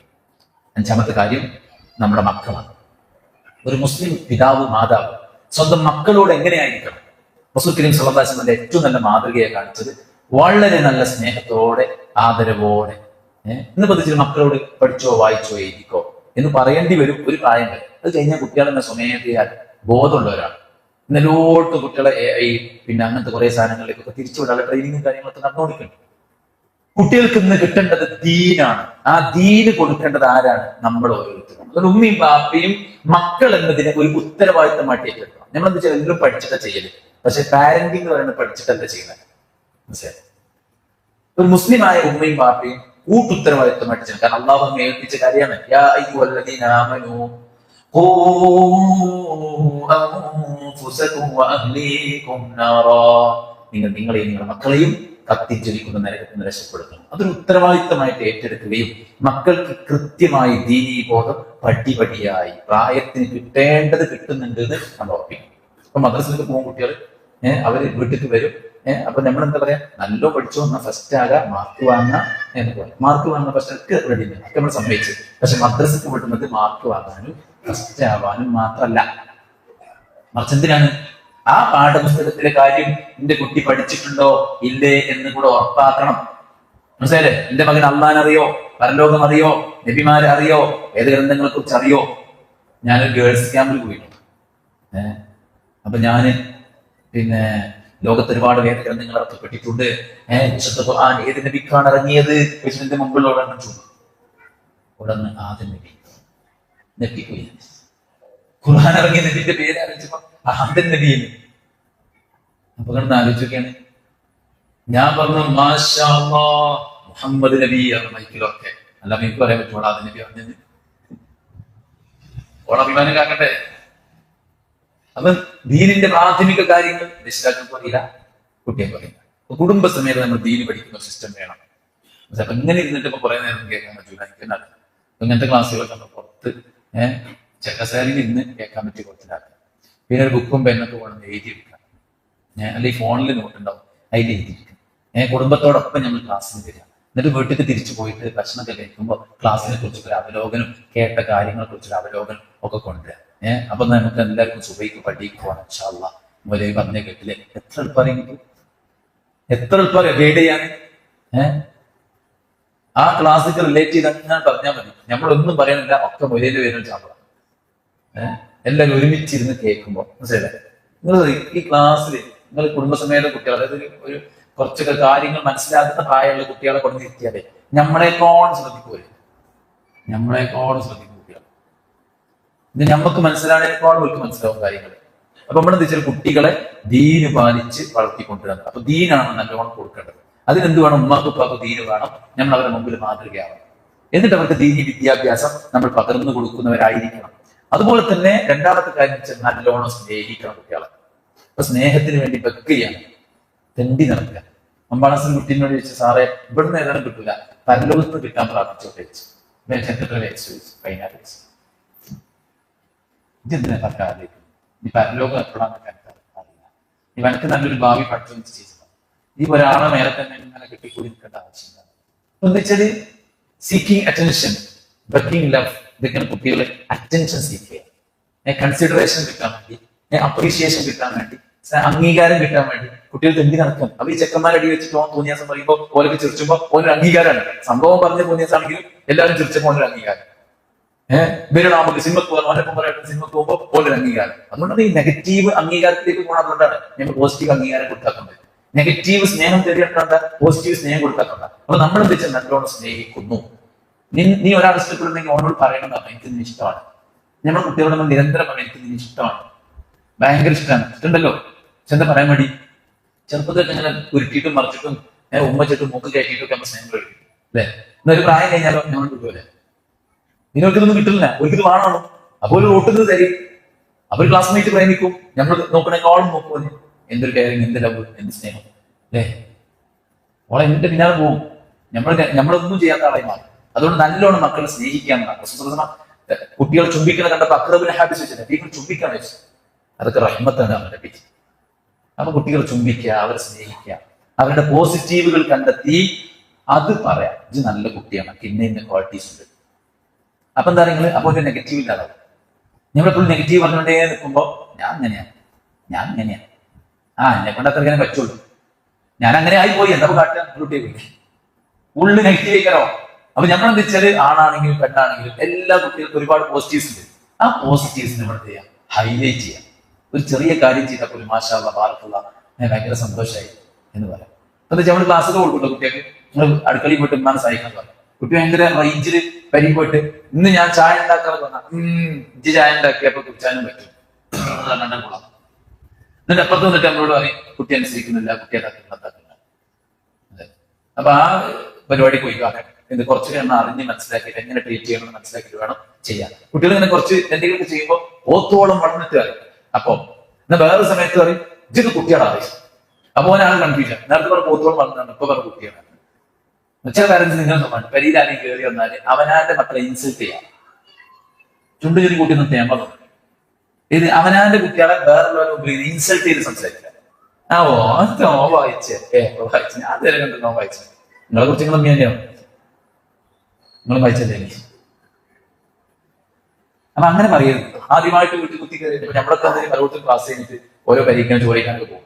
അപ്പൊ അവിടെ കുട്ടികളൊക്കെ കാണുമ്പോൾ മാഷാ അല്ലാഹ് നല്ല കുട്ടിയാണല്ലോ, വെറുതെ പറയണ്ടേ, നമ്മുടെ അപ്പം കാണല്ലേ, ഓന്റെ ചേരി പോലെ കാണുമ്പോൾ വെറുതെ നല്ല കുട്ടിയാണെന്ന് പറയും. നമ്മളൊന്നും കാട്ടിയിട്ടൊന്നുമില്ലല്ലോ, അവിടെ നല്ല കുട്ടി അറിയാലോ.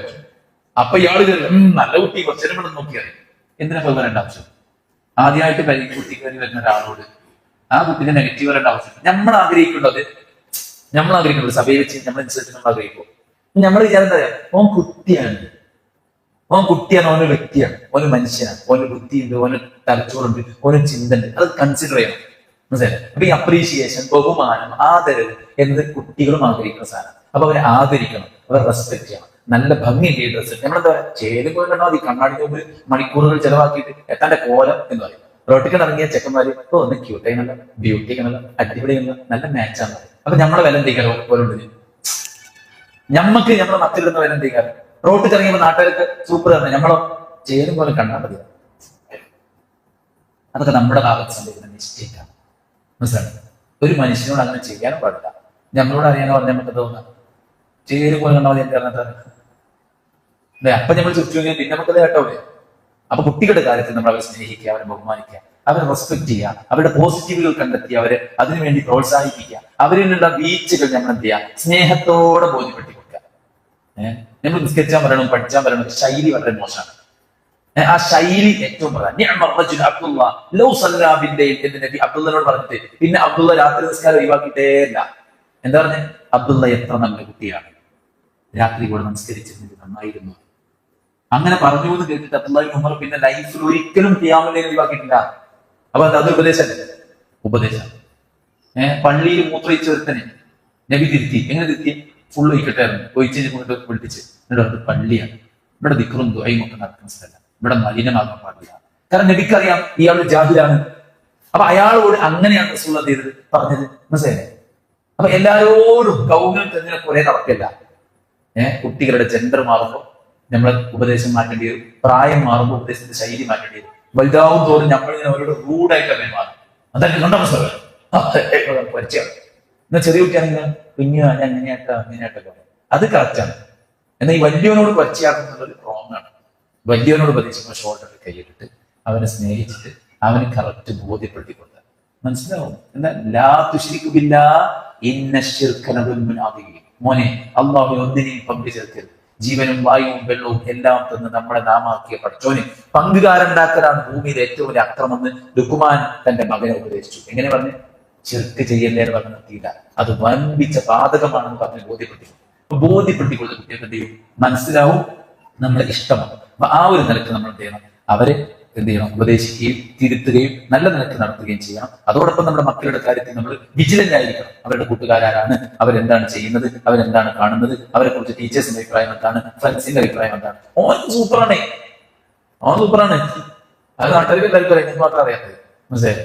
അങ്ങനെ അന്ധമായിട്ട് സൂപ്പറാക്കും വേണ്ട, എന്നാ പിന്നോടെ നടന്നിട്ട് പീഡിപ്പിക്കും വേണ്ട. അതിന്റെ ഇടയിൽ നിൽക്കണം, മനസ്സിലായി? കുട്ടികളെ കുറിച്ച് കൃത്യമായ ധാരണ നമുക്ക് ഉണ്ടാക്കി വെക്കണം. ഓരോ കുറ്റപ്പെടുത്തും വേണ്ട, എന്നാലും എന്ത് തോന്നിയാസം ചെയ്താലും എന്റെ കുട്ടി അങ്ങനെ ചെയ്യില്ല, എന്റെ കുട്ടി ഇങ്ങനെ ചെയ്യില്ല. ഇപ്പൊ 5 പേരെ ഹേമർ വെച്ച് അടിച്ചു കൊന്ന അഫ്ഫാനെ കുറിച്ച് ഉമ്മ എന്താ പറഞ്ഞത്?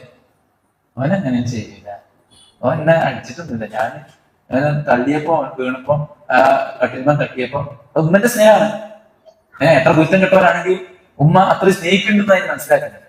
പക്ഷെ എന്ത് ചെയ്യരുത്, അന്ധമായി അങ്ങനെ സംരക്ഷിക്കുന്ന സാഹചര്യം ഉണ്ടാവില്ല. അന്ധമായി ബ്ലെയിം ചെയ്യരുത്, അന്ധമായി നമ്മൾ എന്ത് ചെയ്യരുത്, കുട്ടികളെ സംരക്ഷിക്കുകയും ചെയ്യരുത്. കൃത്യമായിട്ട് അതിന്റെ ഒരു മീഡിയം ലെവലിൽ നമ്മൾ കീപ്പ് ചെയ്തുകൊണ്ട് മുന്നോട്ട് പോകുക. മക്കൾക്ക് വേണ്ടി ആത്മാർത്ഥമായിട്ട് പ്രാർത്ഥിക്കാം. അതാണ് നമ്മൾ നിസ്കരിച്ച് വിശ്വസിച്ച് എത്ര ആൾക്കാർ പ്രാർത്ഥിച്ചു സ്വന്തം മക്കൾക്ക് വേണ്ടി? കുറവാണ്. ഇനി മക്കളോട് പറയാനുള്ളത് വെച്ചാൽ നമ്മുടെ പാൻറ്റി മാൻറ്റി ഹൃദയത്തിൽ കയറിയിരിക്കണം.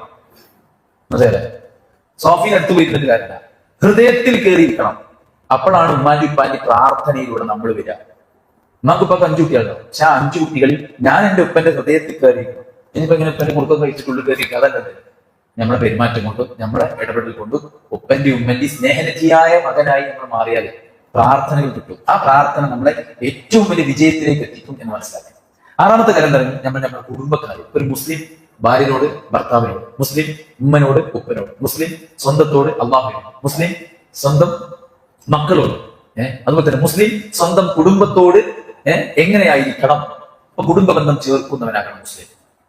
ഖാത്തിഉർ റഹീം, കുടുംബബന്ധം മുറിച്ച നരകത്തിലാണെന്ന് റസൂൽ കരീം സ്വല്ലല്ലാഹു അലൈഹി വസല്ലം പറഞ്ഞിട്ടുണ്ട്. ഒരു വിശ്വാസി കുടുംബബന്ധം ചേർക്കുന്നവനാണ്. മുറിഞ്ഞു പോയ ബന്ധങ്ങൾ ചേർക്കലാണ് യഥാർത്ഥ കുടുംബബന്ധം.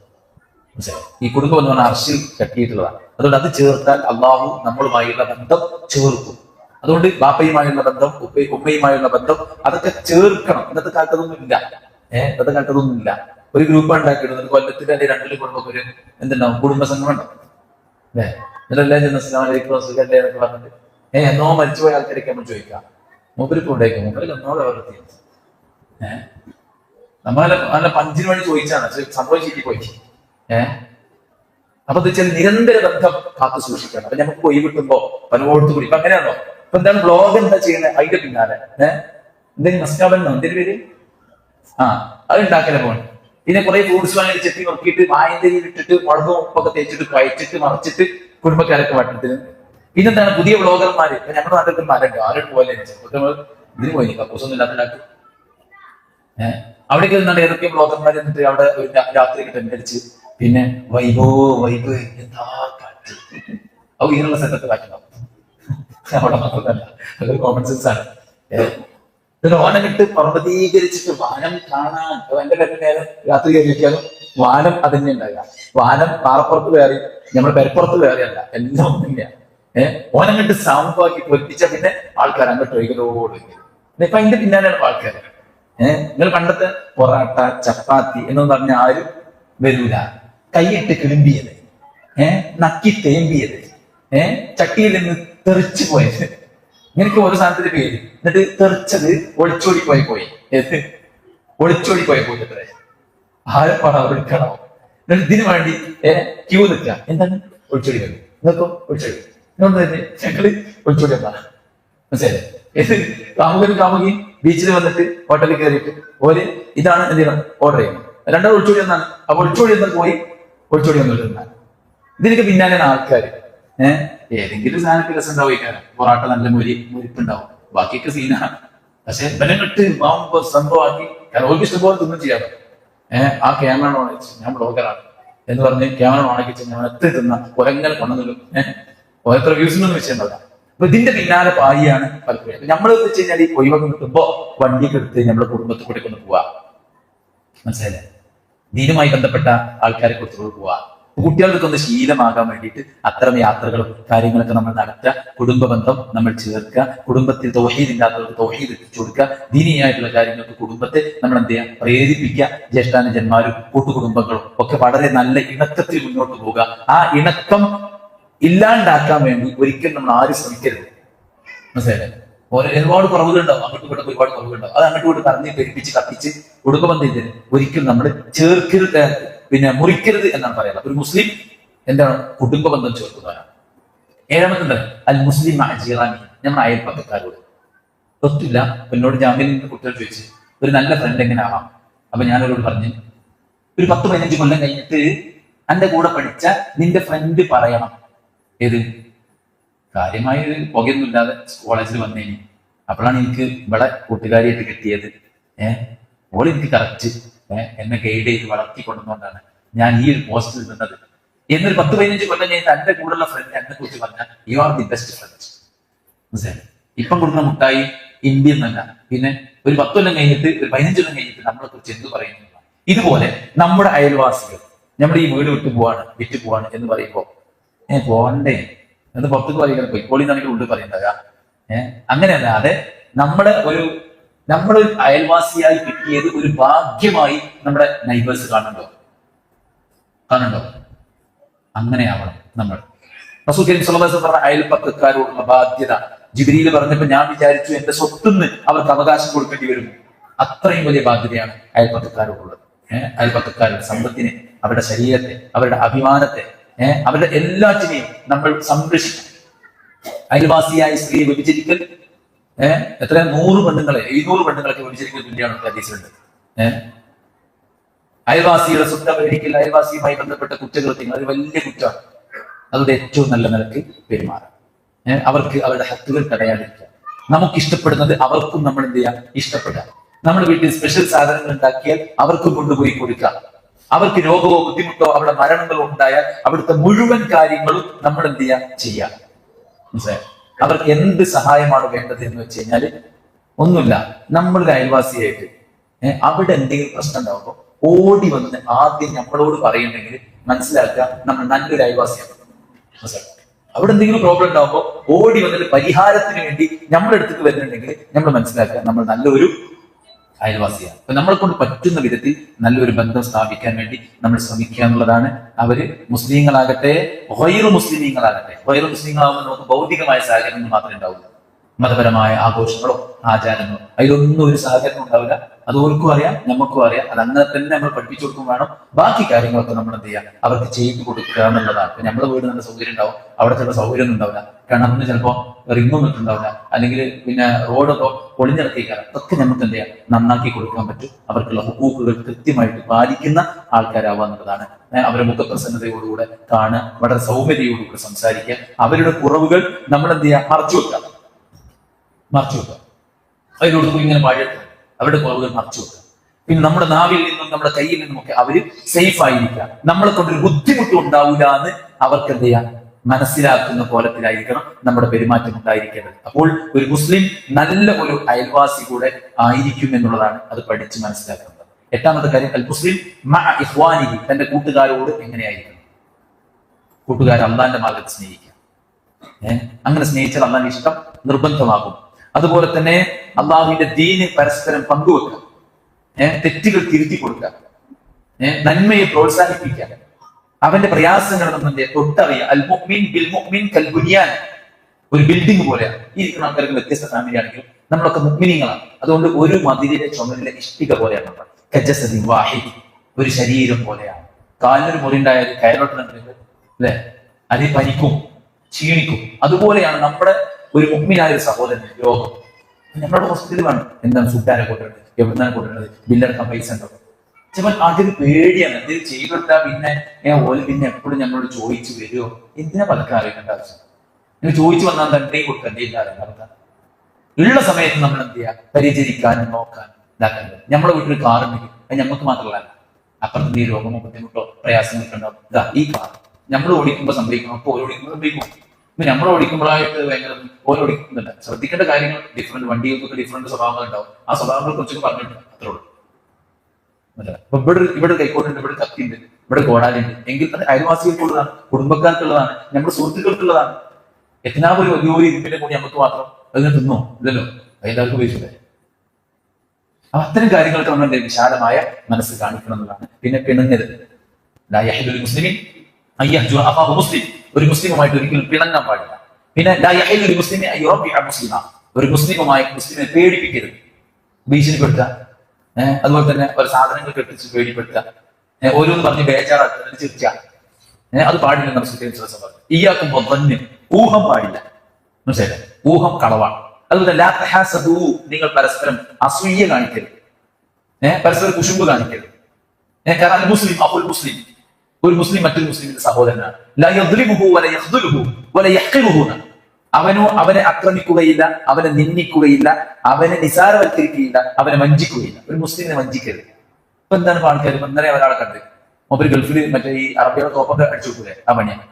മൂപ്പരണോ ഇതിൽ നമുക്ക് നിൽക്കാൻ പറ്റില്ല സഹായി, കാരണം ഫുള്ള് കള്ളത്തര ചെയ്യണം. അതാണ് അപ്പൊ പച്ചക്ക് വഞ്ചിക്കുന്ന ആൾക്കാരെ നിങ്ങളുണ്ട്. ചില പണിക്കാരൊക്കെ ആളെ നോക്കിയിട്ട് പൈസ കൂലി വരെ. ഒരു പണിക്കൊരു നിശ്ചിത കൂലിയാണ്.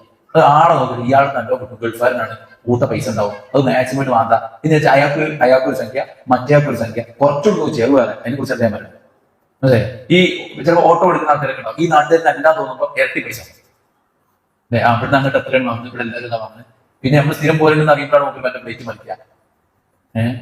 ഞാനിവിടെ താമരശ്ശേരി നോക്കിയാൽ നെല്ലിക്കാർക്ക് ഓട്ടോ എടുത്തു രാത്രി 11 അപ്പൊ എന്നോട് സംഖ്യ പറഞ്ഞിരുന്നു 100 രാത്രി. അപ്പൊ ഞാൻ ആയിക്കോട്ടെ പറഞ്ഞു, കാരണം വേറെ പ്രശ്നമല്ല. പിന്നെ കുറെ ബുക്കൊക്കെ കഴിഞ്ഞ് നെല്ലിക്കാൻ പറ്റാന്ന് ഉപയോഗമാണ്. ഞാൻ വിചാരിച്ചതിനേക്കാളും ഓടിയെന്ന് കുറച്ചുകൂടി പൈസ പറഞ്ഞു. ഞാൻ പറഞ്ഞു എത്ര വേണ്ട തരും, പക്ഷെ നിങ്ങൾക്ക് അറിയിക്കാത്തത് പൈസ കണ്ടിട്ട് വാങ്ങിയെങ്കിൽ അത് തിരിച്ചു കൊടുത്തും പറ്റില്ല. അത് ഉപരി എല്ലാം കൊണ്ട് അത് പറഞ്ഞു, അത് നിങ്ങൾ അതിന് തന്നാൽ മതി, വേറെ ഒന്നും വേണ്ട. അപ്പൊ എന്താണ് പറ്റിക്കാനില്ലാത്ത, നമുക്കിപ്പോ ഇതൊന്നും അറിയാത്ത പൊട്ടനും നല്ലത്. ഒരു ഓട്ടോസോട അത്ര പൈസ ആണെന്നോ, അതിനെത്ര ചെലവുണ്ട്, എത്ര വാടക ഉണ്ടെന്നോ. ചില ആൾക്കാർ വിചാരിച്ച ഈ വരുന്ന ആൾക്കാരൊക്കെ പൊട്ടന്മാരാണ്, ഒന്നും അറിയാത്ത. അതൊന്നല്ല. അപ്പൊ നമ്മൾ എന്താ വെച്ചാൽ മാന്യമായിട്ട് ജീവിക്കുക എന്നതാണ്. ഒരാളുടെ അപഹരിക്കാതിരിക്കുക, ഒരാളെയും വഞ്ചിക്കാതിരിക്കുക. പ്രത്യേകിച്ചൊരു മുസ്ലിമായ സഹോദരന്റെ കാര്യത്തിൽ നമ്മൾ നല്ലോണം ശ്രദ്ധിക്കേണ്ടതുണ്ട്. ഒരാളോട് നമുക്ക് വിദ്വേഷം ഉണ്ടാക്കരുത്. പാകേണ്ടത് പകയും വിദ്വേഷം എന്താ പറയുക, എല്ലാ തിങ്കളും വ്യായ കർമ്മങ്ങൾ ഉയർത്തപ്പെടും. പരസ്പരം പകയും വിദ്വേഷമുള്ള ആൾക്കാരുടെ കർമ്മങ്ങൾ അല്ലാഹു തടഞ്ഞു വെക്കുന്നു. മനസ്സിലായി? പിന്നെ പരസ്പരം വിട്ടുവീഴ്ച ചെയ്തു കൊടുക്കുക. മുഅ്മിനീങ്ങൾ പരസ്പരം ആഫീന അനിന്നാസ്, ജനങ്ങൾക്ക് പരസ്പരം വിട്ടുവീഴ്ച ചെയ്തു കൊടുക്കുന്ന ആൾക്കാരായിരിക്കും. പിന്നെ മുഖപ്രസന്നതയോട് ചില ഒന്നിനും ഒത്തിക്കെട്ടിരുന്ന ആൾക്കാർ. എന്താ പിന്നെ ആവശ്യം? ഞമ്മക്ക് പ്രശ്നം ഉണ്ടാവും. ഈ കാലം കഴിയുമ്പോ എല്ലാവരോടും അപ്പനോട് കുന്തൂരിനോട് ദേഷ്യം അവിടെ ഡിസ്പ്ലേസ്മെന്റ് എന്ന് പറയാം. ഏത് ഒരാളോട് നമുക്ക് എന്തെങ്കിലും നമുക്കൊരു പ്രശ്നം ഉണ്ടാവും. എന്നിട്ട് ആ പ്രശ്നം നമ്മൾ എന്ത് ചെയ്യും, എല്ലാവരോടും തീർക്കുക. അങ്ങനത്തെ ഒരു പ്രവൃത്തി ഉണ്ടാകരുത്. അപ്പൊ മുഖപ്രസന്നതയോടുകൂടെ ഫേസ് ചെയ്യാന്നുള്ളതാണ് നമ്മൾ ചെയ്യേണ്ടത്. അതുപോലെ തന്നെ എല്ലാവർക്കും നന്മ വരണം എന്നതാണ് നമ്മൾ ആഗ്രഹിക്കേണ്ടത്. എനിക്ക് മാത്രം, എന്റെ കാര്യം മാത്രം, അതിന് വേണ്ടിയിട്ടാണ് എല്ലാവരോടും സംസാരിക്കും, എല്ലാവരോടും പുഞ്ചിരിക്കും. ഓരോ കാര്യം കഴിഞ്ഞാൽ ഓനെ വൈക്കനെ കാണില്ല. അങ്ങനെ അല്ല ഒരു മുസ്ലിം. സ്വന്തം കാര്യം നേടാൻ വേണ്ടിയിട്ട് എല്ലാവരും കാലടിച്ചുന്ന അവസ്ഥയല്ല. മറിച്ച് നമ്മൾ നിർത്തേട്ടോ അപ്പൊ തരും ശാപം. ഇതെന്തായാലും തീരൂല, ഞാൻ നിർത്തും. അപ്പൊ നമ്മൾ എന്ത് ചെയ്യണം, എല്ലാവർക്കും നന്മ ഉദ്ദേശിക്കുക എന്നുള്ളതാണ് നമ്മൾ ചെയ്യേണ്ടത്. ഒരു മുഅ്മിന്റെ ക്വാളിറ്റിയാണത്.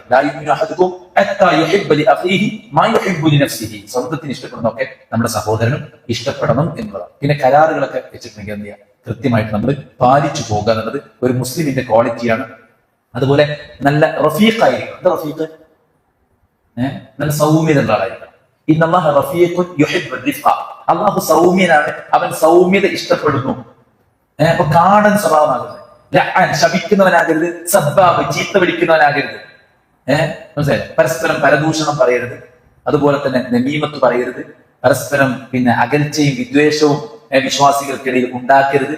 പരസ്പരം ഇണങ്ങി ചേർന്ന് ജീവിക്കണം. അൽ മുഅ്മിൻ യുഅ്ലഫ്, ഒരു മുഅ്മിൻ യഅ്ലഫ് വയുഅ്ലഫ് എന്നാണ്. ഒരു മുഅ്മിൻ ഇണങ്ങും, ഇണക്കപ്പെടും. ഒരു മുഅ്മിന്റെ പ്രത്യേകത. പിന്നെ മുഅ്മിനീങ്ങൾ പരസ്പരം സ്നേഹം കൊണ്ട് അസാന്നിധ്യത്തിൽ എന്ത് ചെയ്യണം, അങ്ങോട്ടും ഇങ്ങോട്ടും പ്രാർത്ഥിക്കണം.